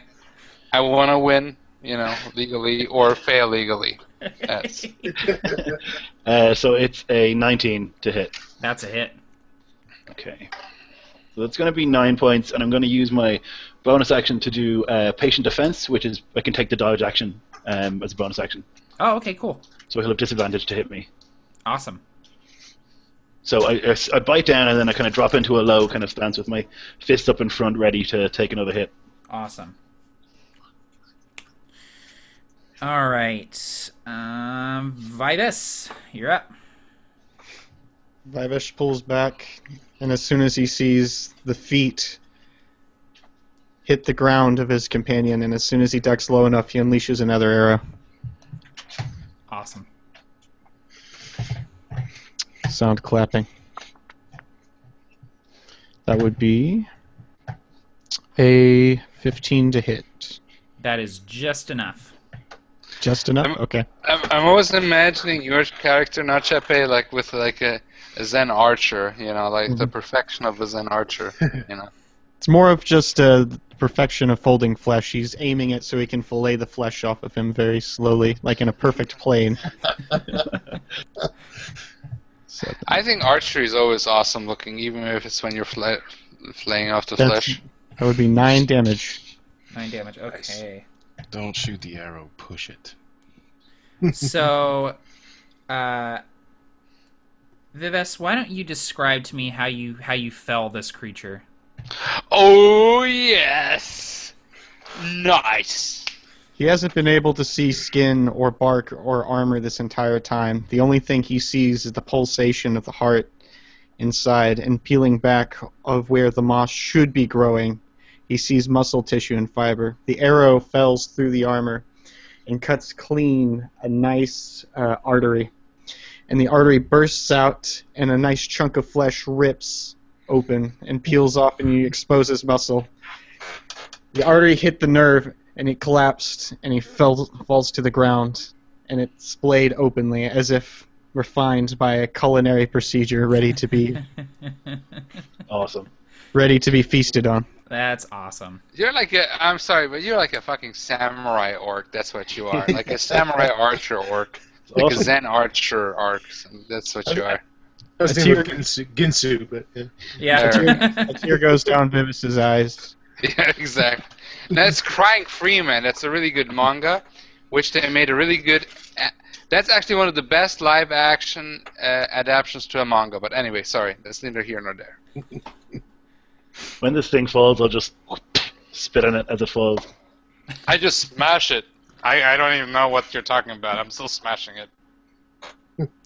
And the fire that was burning its flesh kind of still smolders, and it kind of starts to overtake it, almost like its corpse is gonna burn here. Is your jaw all right? I could always use a bigger one. I was gonna say, as it sort of falls forward, it reveals kind of me just standing behind it, holding the sword on my shoulder. Is the sword just floating in the air, like invisibility still on? No, Should we just see a floating sword? Oh no. No, I'm looking at Selgank. I'm like, well, you didn't waste any time, did you? Now. You see the light come in, and it's just your character. It's like sheening down your like slick skin. That's right. The light that was coming in is now shining on me. Well, that was a piece of piss, wasn't it? I thought we were gonna die or some shit like that. Let's get out of here. Get our money and shit. Or whatever.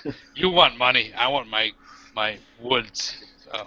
And Gronk, you're kind of looking around this place, and you think this might be a nice house. I'm like, Certainly no one come around, that's for sure. and I'm thinking like, nah. I go to chieftain, ask for this cave. Good house. I mean, there's a vacancy now, so Yeah. Yeah, I know. All right.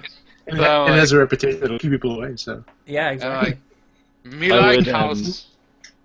I'd ask Vivis to come over and take any sort of thing that might be useful from this creature, particularly its enormous jawbone, because I think it's probably harder than the one I have.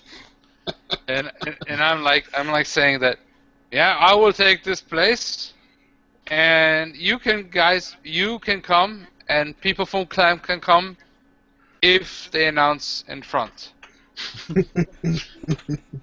So, but you can come. I go over. Is it? And I look at the sword that Selgank has. Does it look like again? Well, it's got a really, really nice hilt with a gem in the pommel, but the blade is rusted. It looks like it's completely useless. And I'm like, won't that break? That's not a good weapon. It's probably magic. I shrug. Okay. I don't really care, really. It's what he wants, so it's what he gets. And I'm like, you're right. Are you sure? Maybe. Are you sure it's the only weapon? Did we find anything else here? It's a bit rusted for what we were looking for. Well, no, I selected from about a dozen glowing swords back there. If you want to go check.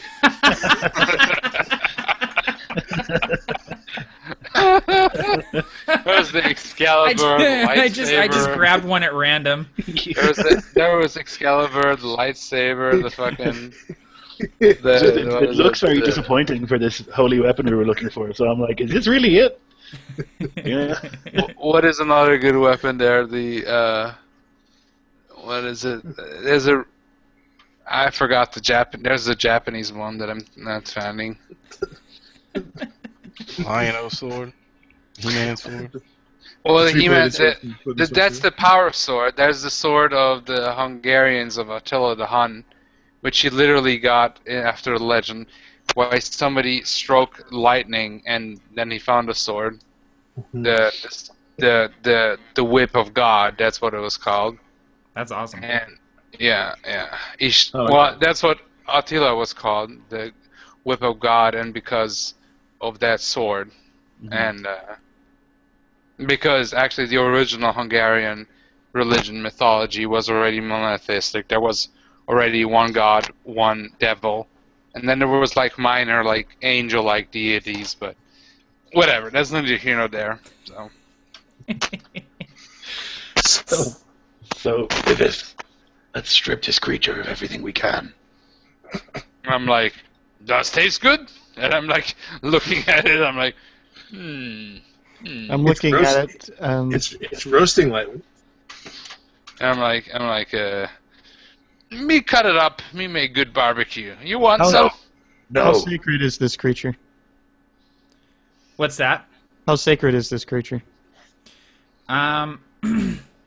It looks very old and very alien to you, and the armor that it's wearing, the plates of bone, these are not the typical mammoth bone, tiger bone weapons and armor that you see.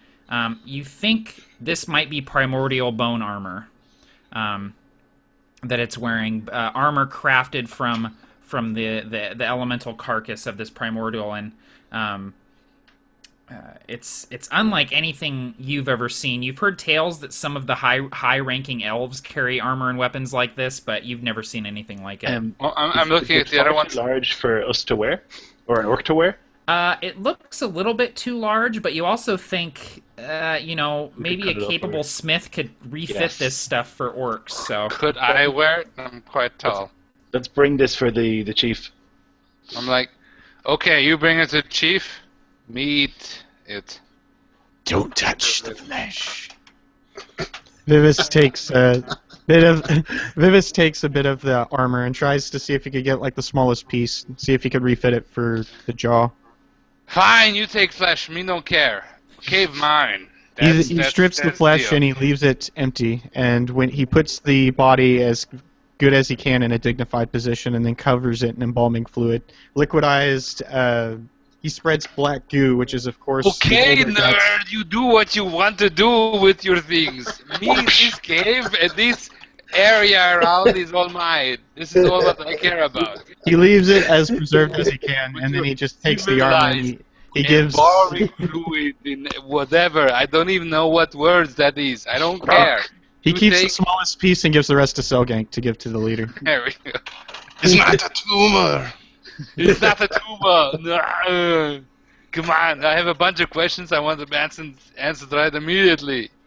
Come on. So it's gonna take most of you. The armor's pretty heavy, and he had a lot of it, so you're gonna kind of have to divvy it up between you to carry it back. Sure. I'll help, obviously. I want the cave and the surrounding area around it as my prize. If they want so you the guys armor, each take that's a few pieces of the armor, and Selgank has the sword, and Vivis, you take some of the flesh. I'm assuming of this thing. You leave it all. I leave the flesh. I just pour embalming fluid over it, anointing it, and then leaving. All right. He's probably doing the right way. Just my character, he doesn't have any clue or doesn't any care for these kind of things. So you, I'm assuming you guys are heading back to Skull Ridge. Yeah. Right, so I'm gonna kind of fast forward it here. You guys, you guys head back. The trip is uneventful. At one point, you narrowly avoid a herd of mastodon that's coming by, and you all kind of lay low, not wanting to tangle with creatures this large and this many in your state. But you make it back to Skull Ridge, and you come walking in. All of you have this bone armor sort of slung over your shoulder, and Selgank is carrying this rusted sword, and all of the orcs of Skull Ridge are just looking at you, just wide-eyed, just disbelieving that you've made it back alive. And you don't even have to get to the chieftain's hut. Hivor comes out to meet you, and he's flanked on all sides by his guards and his lieutenants, all of these high-ranking, respected orcs, just these huge, massive orcs. They're all looking at you, and Hivor comes forward, and he says, "Have you returned with the prize?" "Yes, Lord. And much more, sir." And I pull the sword out, and I'll hand it to him, just respectfully. He takes it, and he's looking it over, and you hear some of the orcs behind him say, "Just a rusted blade," and they're kind of laughing. And Hivor just looks over his shoulder, and they immediately shut up. And he says, and I say, "Yeah, shut up." He says, I can feel the power in this object. This is the prize." And he hands it behind him, and he says, "Have the best smith in Skull Ridge reforge the blade, and then we'll bring it to bear on the elves." He looks at you all, and he says, "What else did you find?" "We also brought this armor. It's nothing we've ever seen before." Dumping it out of the big pile. He's looking at he picks up, one of the gauntlet pieces, and he's looking at it. "This is primordial bone. This is a mighty prize indeed. You all have done very, very well. I offer you all any of the riches we have at our disposal. I want cave, and I want land around cave. Nobody coming around cave." You'll have your cave, Grunk. All of you can have caves. And possibly nobody hurt human, because I want beer and cheese from him. That's all I want. Other than that, I'm fine. He nods to you. He nods. He says, "And if all I of this feel you like, can have." And if I feel like coming in and trading furs with you, then I will trade for any kind of civilized things you have that I enjoy. Which is pretty much going to be beer and wine and cheese. You're a orc of simple tastes, Gronk. Yes, that's it. Lord, I So- would ask for a sliver of this armor to reforge my jaw. You may have it. Thank you. And I give you all the greatest gift I have to give. Would you all serve as lieutenants in the great orc army as we sweep southwards and take the Elflands by force? Does that mean I can bash pointy ear? You can bash all of the pointy ears you want, Gronk. Then I accept with honor.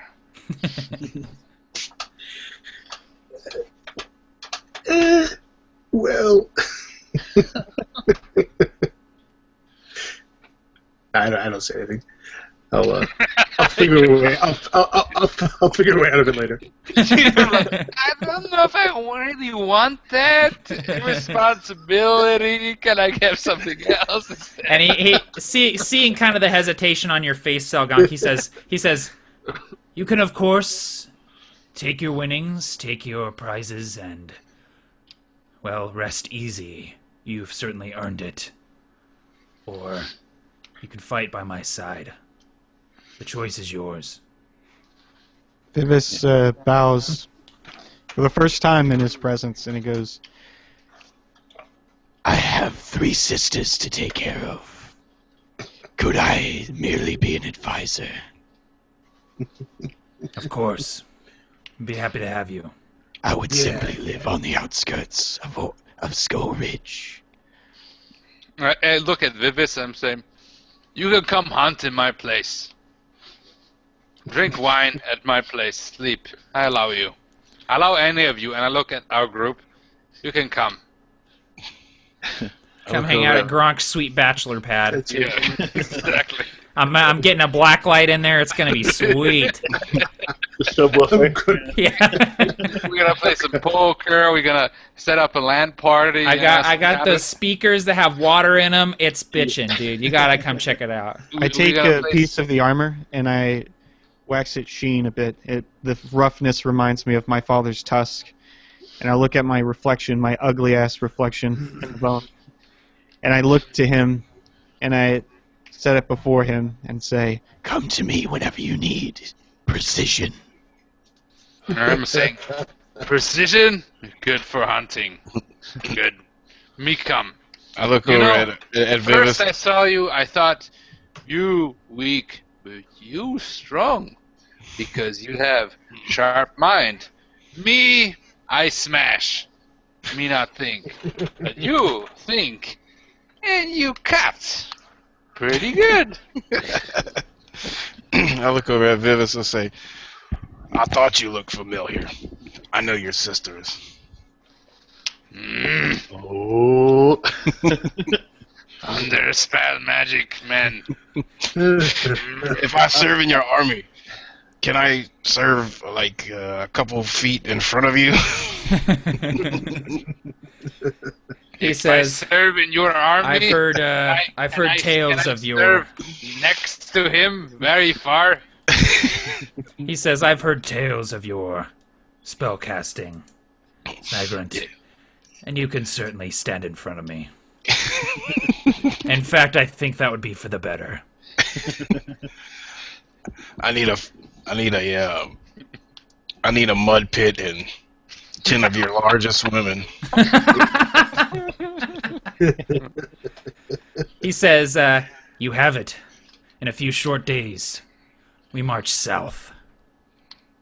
And that is where we will end our session, guys. Awesome. That was great. Yay. Yay. Orcs! Orcs. Orcs, orcs. Orcs.